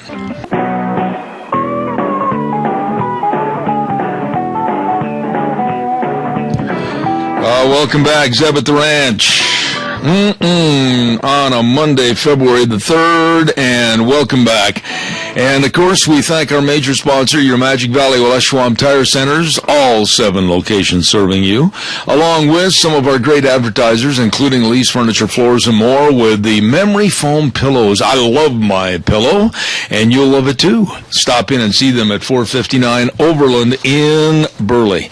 And, of course, don't forget to our friends at Western Waste Services, always serving you with the best of getting rid of your garbage. And our thanks to our friends at Western Waste Services, 734-6969. Want to say thank you very much to our friends at the Chadwick Sports Grill, 139 West Main in Burley. Oh, today they've got sweet and sour meatballs over steamed rice. That's the special for today. Always, every day a special. Every day is special for you when you stop in. Great environment, nice people. You're going to love the inside. It is truly quite a sports grill. The Chadwick Sports Grill, 139 West Main in Burley. You stop in and see them today. We're going to go to the phone lines in just a moment, and we have a dear friend of mine on the air we're going to visit with back in Indianapolis, Indiana. But first of all, I also want to remind you about the Goody Shop, 133 West Main Street in Burley, Valentine baskets. Oh, create your own, or they'll make one up for you. And they range from like $18 to $30, and they've got all kinds of things, including fruit and peanuts and brownies and anything you want in there. Kids' baskets from $9 and up. Order yours today for Valentine's. The Goody Shop, and that's located, of course, at 133 West Main Street in Burley. Really nice people. Talking about nice people, we're going to visit with this man right now, the CEO and president of Executive Management Services, and also author of 2 books, The Devil at Our Doorstep and The Devil at Your Doorstep. Hello, Dave Bigo. How are you? I'm doing great, Zeb. How you doing? I'm sitting in a chair that is not the most comfortable chair in the world, with a great big pad underneath me, with my leg out to one side, and looking forward to the end of the program to go back into my geezer chair and really get comfortable. Well, I hope you start feeling better soon. Oh, I'm doing a lot better, Dave, honestly, and God bless you for all your thoughts and everything. I appreciate it. Dave, I want to take a little time here this morning and talk to you about where we're at. I mean, this president scares me. Everything he wants to do for the next 3 years scares me. A lot of what he warned us he was going to do is coming to fruition. But honestly, as a businessman and as an author, give me your encompassing thoughts about what he really told you that frightens you at the State of the Union message. Well, you know, Zev, I, of course, I look at it not only from a businessman's perspective, but from the battles I've had with the big labor, specifically the SEIU and UAW. And when you look at it and all the programs that he was promoting and what he's trying to do with this country, I still think, and I still feel, as I've told you before, you know, he wants a third term. In fact, I think he wants more than that. And he's doing the best he can to bring down the economy, crash it, and try and move us towards socialism. And you know, when you look at the stuff he's doing, and as he talks about in his State of the Union address, and he talks about, you know, increasing the unemployment terms and minimum wage and income inequality and all this stuff. All this is geared to getting votes, and it's also geared to building more debt on our economy. Mm-hmm. Something we can't afford, and people are going to have to wake up pretty soon that this economy is going in the wrong way.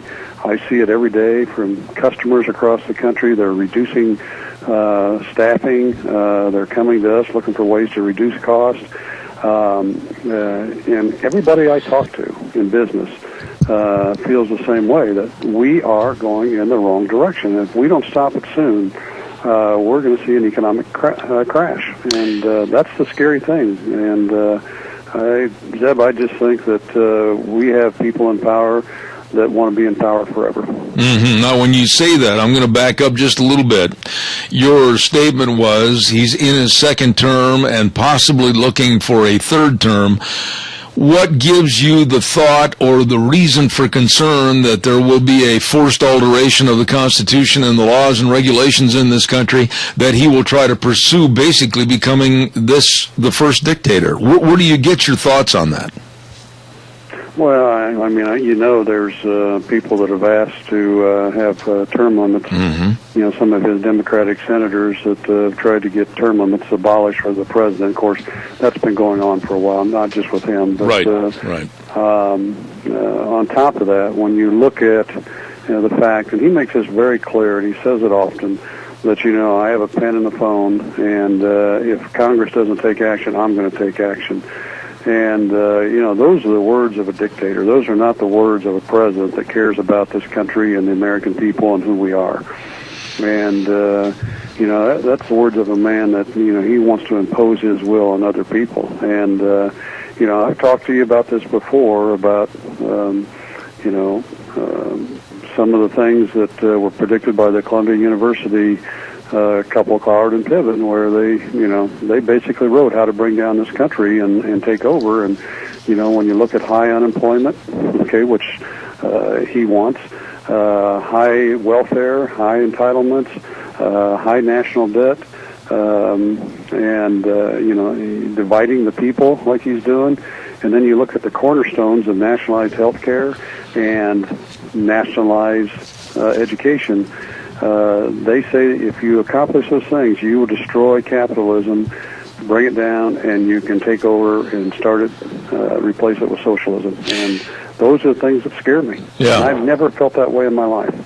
Dave, did you have a chance yesterday to catch the interview, if you want to call it that, 11 minutes, it was very brief, between O'Reilly and Obama? Did you catch that at all? Yeah, and I was disappointed in O'Reilly. He wouldn't put the president on the spot. You know, he gave in to him. He let him throw out all the misinformation and excuses and all that stuff. And it reminded me of sitting and talking to a union boss. They do the same thing to you. And, you know, I don't know if I ever told you this story, but they refused to debate me because they knew I would hold them to their word, and I would expose them. Down in Cincinnati, when they were really going after us there, one of our customers was building a building and couldn't get their zoning passed, and they called me and said, well, Dave, we need your help. And I said, fine. Tell the city council that I'll debate the SEIU in front of them, and you know, you guys can be there, have your attorneys, whatever. And they said, you think that'll help? I said, yeah, I'll win. And this was on a Thursday. It was supposed to be held the following Monday. And they got everybody on board for the meeting. And Sunday afternoon, I got a call from my attorney saying it's been canceled. The SEIU's backing down. The city council's going to pass the zoning. Everything's fine. And this is what happens when you take these people to task. They tend to crawl back under their rocks. Dave, but my concern is, and I'll use immigration as my concern, with Speaker John Boehner and others, the capitulation and the going towards an amnesty program on immigration reform. Overnight they've had an epiphany and they're changing their thoughts to where they can open the path up to 12 million illegals to come all of a sudden into this country on an amnesty basis that are already here. Why? Why is the Republican Party caving all the time? Because they're afraid they won't get the votes in the fall. And actually on immigration, I have a little bit different take that's kind of in between the Republicans and the Democrats. I think we need to do something. First of all, we need to close the borders, and I believe we ought to just turn it over to the Army. They'll close them, trust me. But I also think that, we've got 11 to 12 million people here, and we're not going to be able to put them on boats or trucks and send them back to where they came from. But I think there's a couple things we can do. We can make them register right away, and then give them a certain amount of time to apply for citizenship and start working on it. If they don't, they're gone. And then they have to have background checks. And, Oklahoma did this, and it worked. Oklahoma, illegals fled the state. It was unbelievable, the Hispanic population and others that left the state when they did these type of things. And the reason I think they got to do it is because the American worker is getting hurt right now. And we see it every day. We've got competitors out there, and we know of other businesses that are going out and hiring these people behind the scenes, and they're paying them under the table. And, they're paying them lower wages than that. So it takes jobs away, number one. And number two is it lowers the average pay rate because these people, they can do the job 15 to 20% lower than I can because they're not paying payroll taxes and FICA and stuff like that because they're paying these people under the table. Plus, the government loses out on taxes. It's a complicated situation, but it can be done if we do it right. What do you think is going to happen on this bill, Senate Bill 744, I believe? Do you think that they're going to pass it? Do you think enough people are going to stand up in defiance of it and call it what it is, an amnesty bill? What surprised me about this whole situation with John Boehner and others is that the SEIU, and they had a spokesperson for the SEIU by the name of Rocio Sands, say this following quote, and I want to tell you about this. It said, quote, "The legislation suggested by the House Republican principals would unfortunately create a permanent class of second-class citizens and does not go far enough in fixing our broken immigration system and in some ways would make them worse." These people want more all the time. Well, what they want, Zeb, the reason they're saying that is people need to understand this. It doesn't make them eligible citizens fast enough so the SEIU can organize them and get their membership dues. And that's what that's all about, because the unions are so desperate. My post today is on the SEIU and some of the things they're doing right now. And that includes immigration. They really don't care about anything else about getting these people legalized as soon as possible, because they need membership, because they're losing membership dues and they're losing political power and, of course, their way of living. And they can't organize these people as long as they're illegals, okay? And they know that, and they know about all these people behind the scenes that are being paid as independent contractors, paying under the table. And as long as they're doing that, the SEIU can't organize them. That's what it's all about. Right. Dave, if this thing goes through, this basic amnesty bill 744, would it, in your opinion, I believe that it will absolutely be the demise of the Republican Party and basically turn this country into a one-party system, the Democrats. Do you believe the same as I do, that it'll be the ruination of the Republican Party? Well, I certainly think it's going to hurt them. I don't know if it's going to be the runization, although I can tell you, Zeb, I've been talking to a lot of people, and, I talk to all type of groups, Tea Party and Constitutional Party and Independents and even the Republican Party, and a lot of people are getting very fed up with the Republican Party and their lack of will and backbone, and the fact that they don't want to do the right things, and I think they're headed in the wrong direction. I think it could hurt them a lot. So I hope they wake up, and I've talked to them about these things. I've had meetings with them. I spoke to them in Washington, and tell them they got to stand up and start going on the offensive and doing the right things. But they seem to think that these type of things, are going to hurt them if they oppose them more than they're going to help them. I was really surprised when I watched O'Reilly's interview, and I, like you, felt let down because I thought he let the president off the hook very, very easy. But every single question, whether it was about Benghazi, whether it was about the IRS, or whether it was about Obamacare, every single question that was asked with a statement of, why are you doing this, Mr. President, or what was your worst moment, he came back with, well, I wouldn't have had those worst moments had it not been for people like you and Fox News. It was so easy to blame one entity for all of his shortcomings. What were your thoughts? Well, as I was talking earlier about, when you go into a debate with these people or an interview with these people, you have to put them on the spot, and you can't let them off. And I was sitting there just cringing at O'Reilly, but O'Reilly tends to be a moderate, and he plays both sides of the fence. He's even done it with the unions, and I'm just sitting there. Come on, Bill, tell him that Fox had nothing to do with the president's failures and decisions. He needs to own up and be a man and take responsibility for what he did, and let the American people know that, and really go after this guy. Of course, all he's worried about is, can I get another interview? That's exactly right. I want to switch gears just a little bit. We got about 5 minutes left here, Dave. I've been taking a lot of heat about my negativism against Common Core education. Has there been anything new back in the news, back in Indianapolis and around the surrounding area about Common Core? I know that state, your state of Indiana, has really spoken out against Common Core education. What are your thoughts on that this morning? Well, it's kind of interesting. When it first came out, our superintendent, who was a Republican at the time, was for it, and he embraced it, and he even got Governor Daniels to embrace it before he left office. But there's a lot of people around the state that have spoken up against it as we've delved into it and looked at how bad it is, and really it's a matter of control, and people need to wake up and understand this. This has nothing to do with helping students. This is a matter of control. And if you read my blog last week and go to the link where it talks about grit, perseverance, and that, it's the Department of Education's bill on that. And if you read pages 30 to 50 there, it talks about them controlling kids with bracelets and retina scans and that, so they can decide what these kids are going to be when they grow up. This isn't about helping people. This is about control. And even the teacher unions have woke up to this fact. The AFT and the NAA, and they're now against it. But here's the funny thing, and this is in my blog too, and it's not funny, it's sad.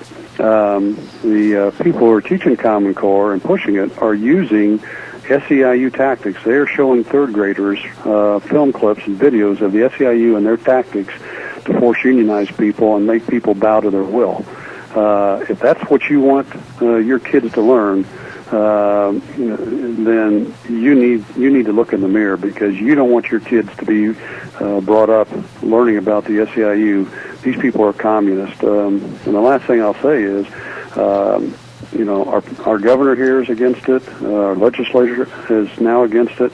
Even the superintendent of education here, who is a Democrat and a union member, she was head of her union, is against it. Dave, one final thought. The other day I was watching and listening to Wisconsin Governor Scott Walker. They had him on the program early on Fox and Friends one morning, and they were talking about how all of his principles, everything about his administration, was hated by the SEIU, hated by the liberals, hated by educators, everything else. And now, 3 years later, The state of Wisconsin is $1 billion, that's with a B, $1 billion in the black, and he has turned around with the principles that he purported to have 3 years ago, said they would work, stood up for them. Now he's put Wisconsin back in the black. Your thoughts about what he did versus what the liberals wanted to try to change? Oh, I love Scott Walker. You know, I wrote about him in a couple blogs when he was going through his election and then the recall election. I've met him personally. I've heard him speak. He was here in Indianapolis back in August. He is a good man. He handles himself well.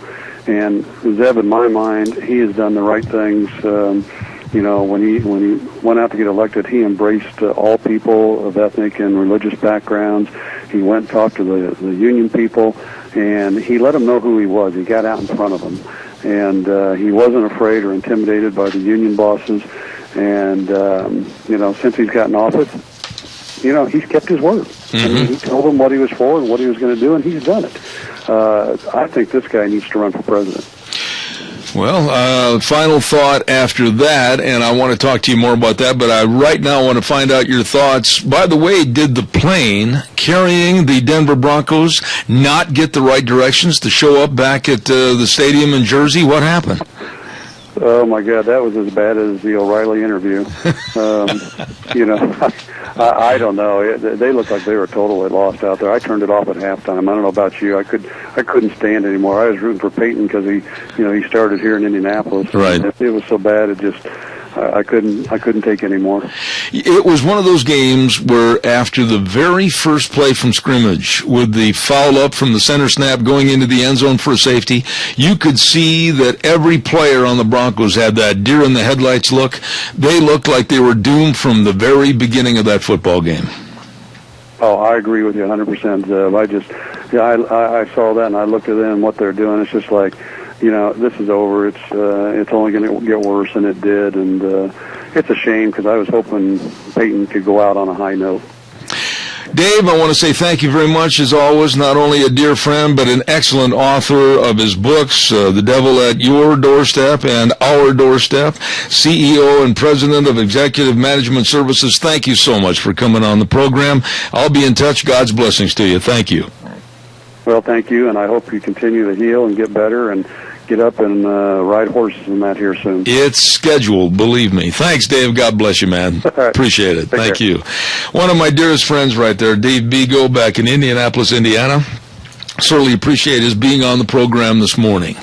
By the way, every Thursday we have a program called School Days in Cassia County, and it's brought to you by two wonderful businesses, A Child's World at 1308 Overland Avenue in Burley and Ambulatory Surgery Center, 1344 Highland Avenue in Burley. Now, I'd like to remind you that at A Child's World they have the new Smoothie hair brushes that you've seen advertised, and they can put an end to tears and tangled hair and everything else. Well, plus the Boppy pillows are back in stock, and all the spring dresses are starting to arrive, and the Roby shoes for infants. They've got it all for you at A Child's World, once again located at 1308 Overland Avenue in Burley. And again, thanking the Ambulatory Surgery Center at 1344 Highland Avenue in Burley.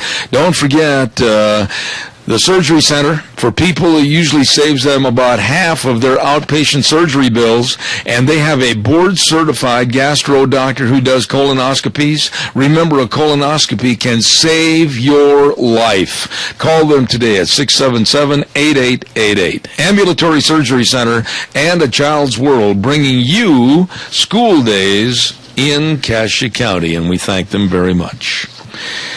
Coming up next hour, half hour, we're going to have my dear friend Jack Euler on the air. And Jack, of course, there's nobody that knows more about the problems with what's going on with the predator, the wolves, and then also the sage grouse issue. And he's going to be talking to us about that for the last remaining half hour of this program. And up until that time, we're going to send it back over to Gina at the main studios, and we'll be back in about 3 minutes. And now, back to Zeb at the Ranch on AM 1230 KBAR. To reach Zeb, call 436-2244 or toll free 1-866-927-4587. And now, here is Zeb Bell. Oh, welcome back. And I get a chance to visit with not only a man that's so knowledgeable about what's going on out in our environment with the wolves as a predator and the sage grouse and everything, but he's just a dear friend. Jack Euler, how are you this morning? Good to have you on the program. Doing great. Oh, I turned on the wrong mic. Go ahead and try it again. That's better. Is that good? That's better. I'm doing great.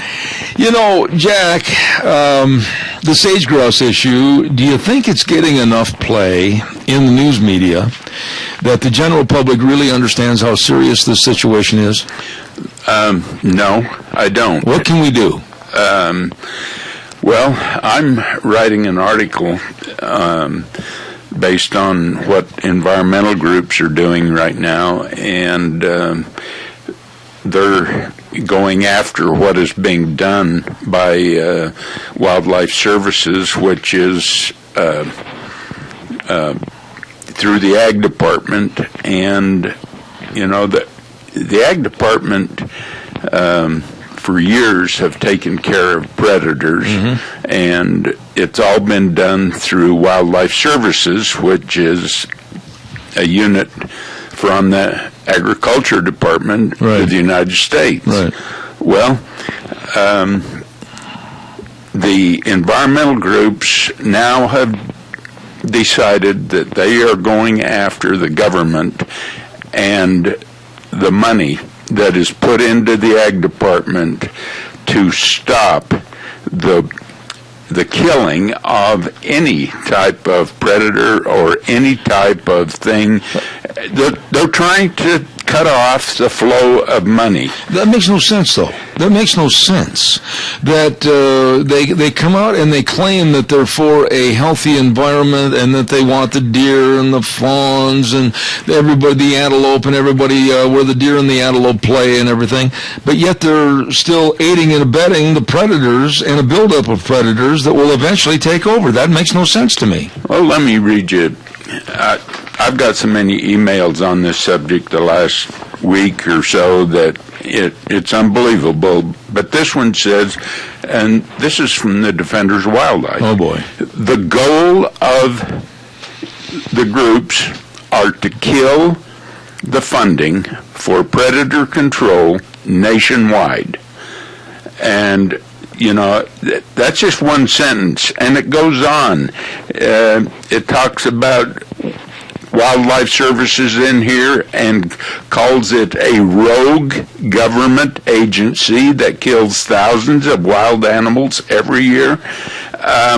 You know, if it's a rogue government agency, there's a lot of other things back there that we could get rid of, starting at the top, and there's a lot of rogue agencies back there that hurt us more than protecting, especially for ranchers and things like that. Hey, Wildlife Services has protected our ranchers and farmers for years and years and years. It sounds to me, and correct me on the verbiage, but it sounds to me like they're introducing or trying to introduce a totally chaotic society. Well, you know, this is what my article that I'm writing for, I'm going to try and get it in the press. If they don't put it in, it's going into sportsmen's magazines. Good. But what is the goal? And you read these emails that I'm getting, the goal is money. It is money. Every time there's an issue, letters go out to the public. They go out to thousands and thousands of people, and they ask for money. So in other words, Defenders of Wildlife, just to use their name, they will sit there and they'll compile a letter stating how inhumane and how absolutely tragic and awful it is for farmers and ranchers and people in rural areas to try to control predators, and then they'll ask for funding. Is that what you're saying? Oh, yeah. And what do they do with the funding? They file lawsuits against us to stop whatever's going on. It's a money game, and it's money, money, money. And that's what it is. So basically our community, the agricultural community, the farmers and ranchers, boy, that's pretty hard to beat, that kind of a steam locomotion that's going down the tracks gathering all that funding, isn't it? It's pretty tough. Well, that's true. And another thing they say, the new strategy is to use the feds to mandate state wildlife policies. Now explain that. They're going to take over managing and mandating state wildlife policy. So eliminating our Idaho Fish and Game? Eliminating the fish and game, yes. They want to get all that funded and taken care of, so that how would they go about doing that? Through the federal government. How would they go about canceling out an Idaho or a Nebraska or a Montana Fish and Game? How would they stop that? You know, I don't know. To be honest with you, I don't know how they could stop it. But the federal government and the guy that's sitting in the head chair right now, he's stated that, hey, with the stroke of the pen, I'm going to do this or I'm going to do that. Does he have the authority to do these kind of things? He is, if you look at the U.S. Fish and Wildlife Service and the people that run the U.S. Fish and Wildlife Service, or the people that run parts of the Agriculture Department that he has put in there since he became president, we got a real problem. Yes, we do. Now, what about our governor? What about any governor? Does the governor basically become neutered at that set of affairs, and basically what good is he to a state or the protection of the people? I haven't had time to talk to him. I've talked to several of the legislators about this, and they have no clue. You know, do we have the authority to protect what we have in the state of Idaho? Or does any state have the authority to protect the rights in their states? Now, would this issue also entail something like the White Clouds Monument issue? Well, yes. And that's part of my article also. If we do not wake up and start fighting back about these things, there's going to be more strokes of the pen and more monuments made. And it talks about people doing predator control on government land, and they want that stopped, and they want it done today, and they've already filed this in the courts. And if we don't stop these monuments, and like the Frank Church, hey, we're in trouble. What would you say, give me a short synopsis in your own opinion, Jack, in your own words, if, and Simpson's really been pushing for the White Clouds issue, etc., what would you say that would be as a negative to the state of Idaho? What would happen in your opinion? Well, we would be locked out over a period of time. You and I, with the things that we could do. Yeah. Over what we can do up there today. And you take a look at, and I use in this article that I'm writing, the craters of the moon as a good example of what has happened with the craters of the moon and what you used to be able to do in the craters of the moon and what you can do today. You know, things get taken away from us daily or monthly or yearly. And it's scary. What would it do to the economies of like the smaller towns like Mackay and Arco and all of those towns? Wouldn't it basically be a job killer and basically dry those places up? Yes, it will. But do these people that file these lawsuits to stop what is going on today care? They didn't care about the timber industry with the spotted owl, They didn't care about the mining industry with the salmon. They don't care. They don't care about the wildlife. The only thing that they care about is protecting whatever. And let me read you another quote from. This is the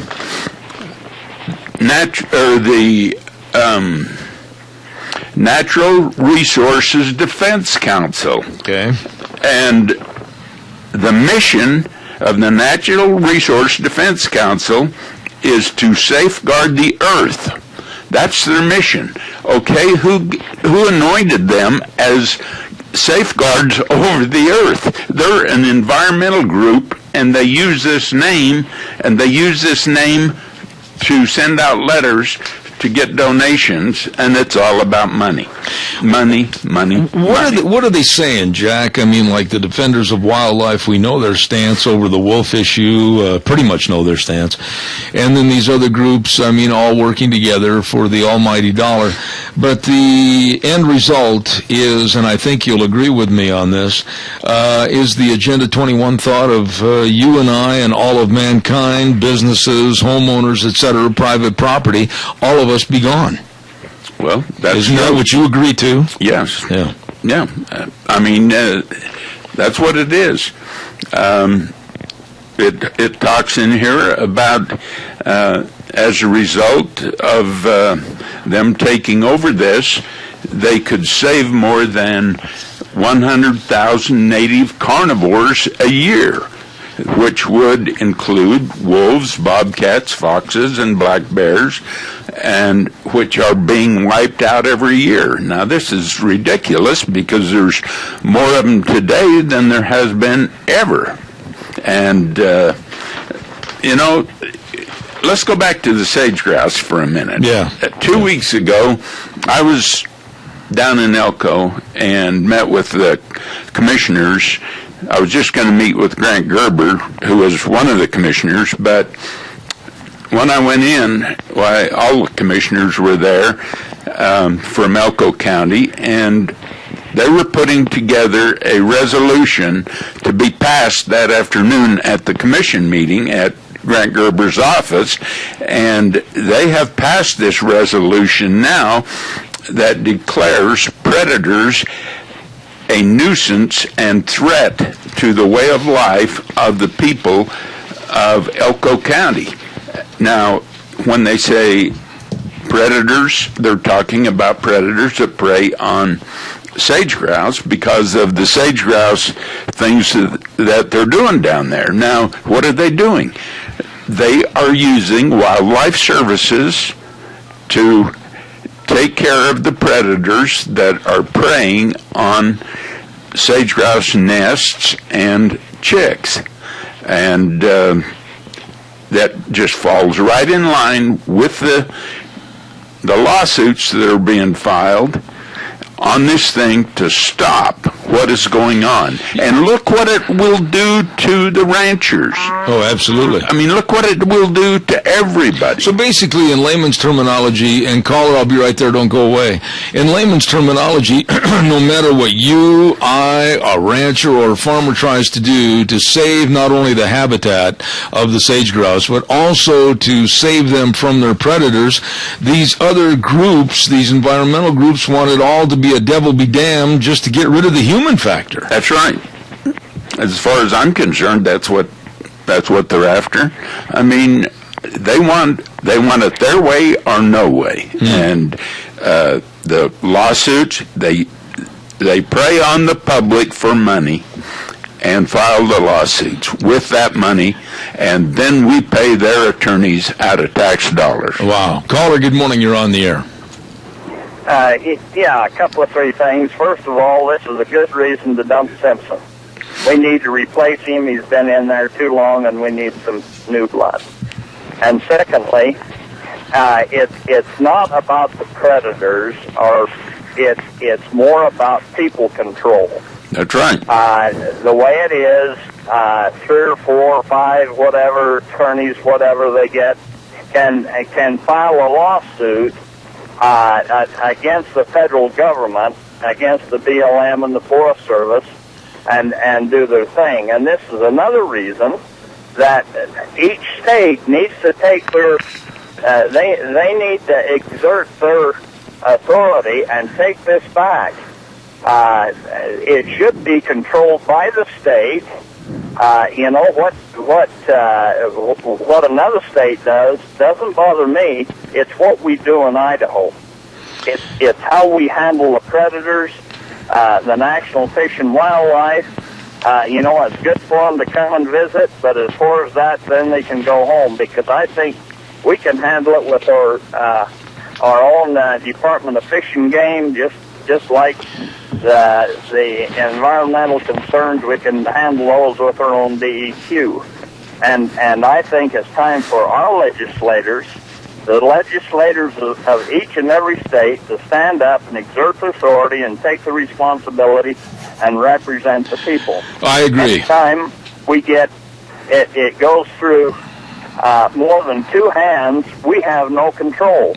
Absolutely. We can't get a response from them. I'm going to have Jack respond to your very worthwhile comments on the air. Stand by, sir. Thank you very much. I appreciate it. You know, Jack, nobody knows the legislative body better than you do. You've worked for many, many years with all of these senators and these House of Representative members, and also the governor himself, Butch Otter. What about the backbone? What about the fighting? What about the able to stand up and say, we're going to spit in their eye and we're going to fight this? I mean, is there that attitude up at the State House, or has there been a more liberal tone inflected inside the legislative session?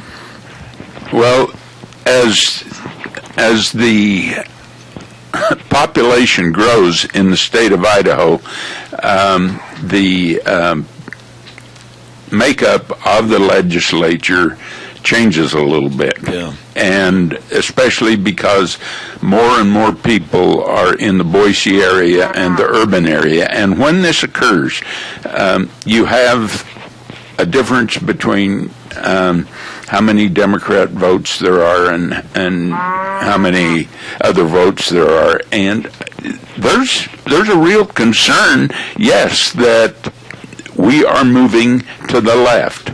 And is it going to change dramatically quick? I don't think so. But, yes, we have enough legislators right now to take control of this thing if they will. But, see, this is to stop wildlife services from doing any and all type of predator control in the state of Idaho or the United States. They're going after the United States. This is a federal thing.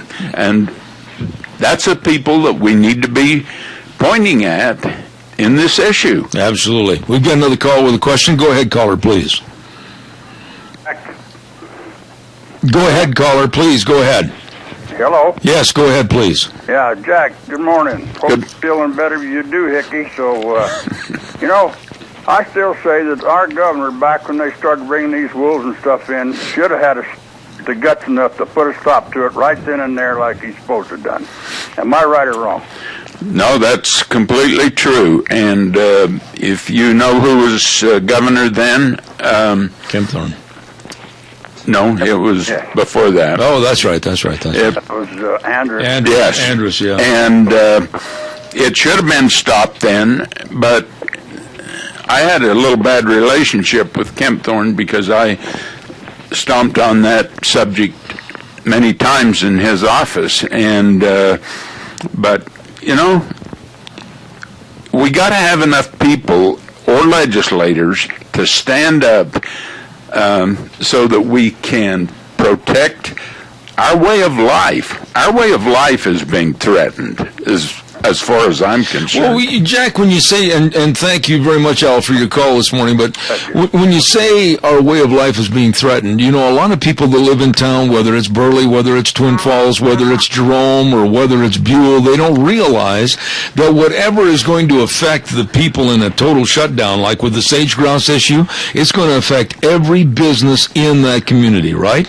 Every one of them. And I mean, we can look back at history, look at the spotted owl and the timber industry, and how many people that put out of work and how many people in small communities were affected by it.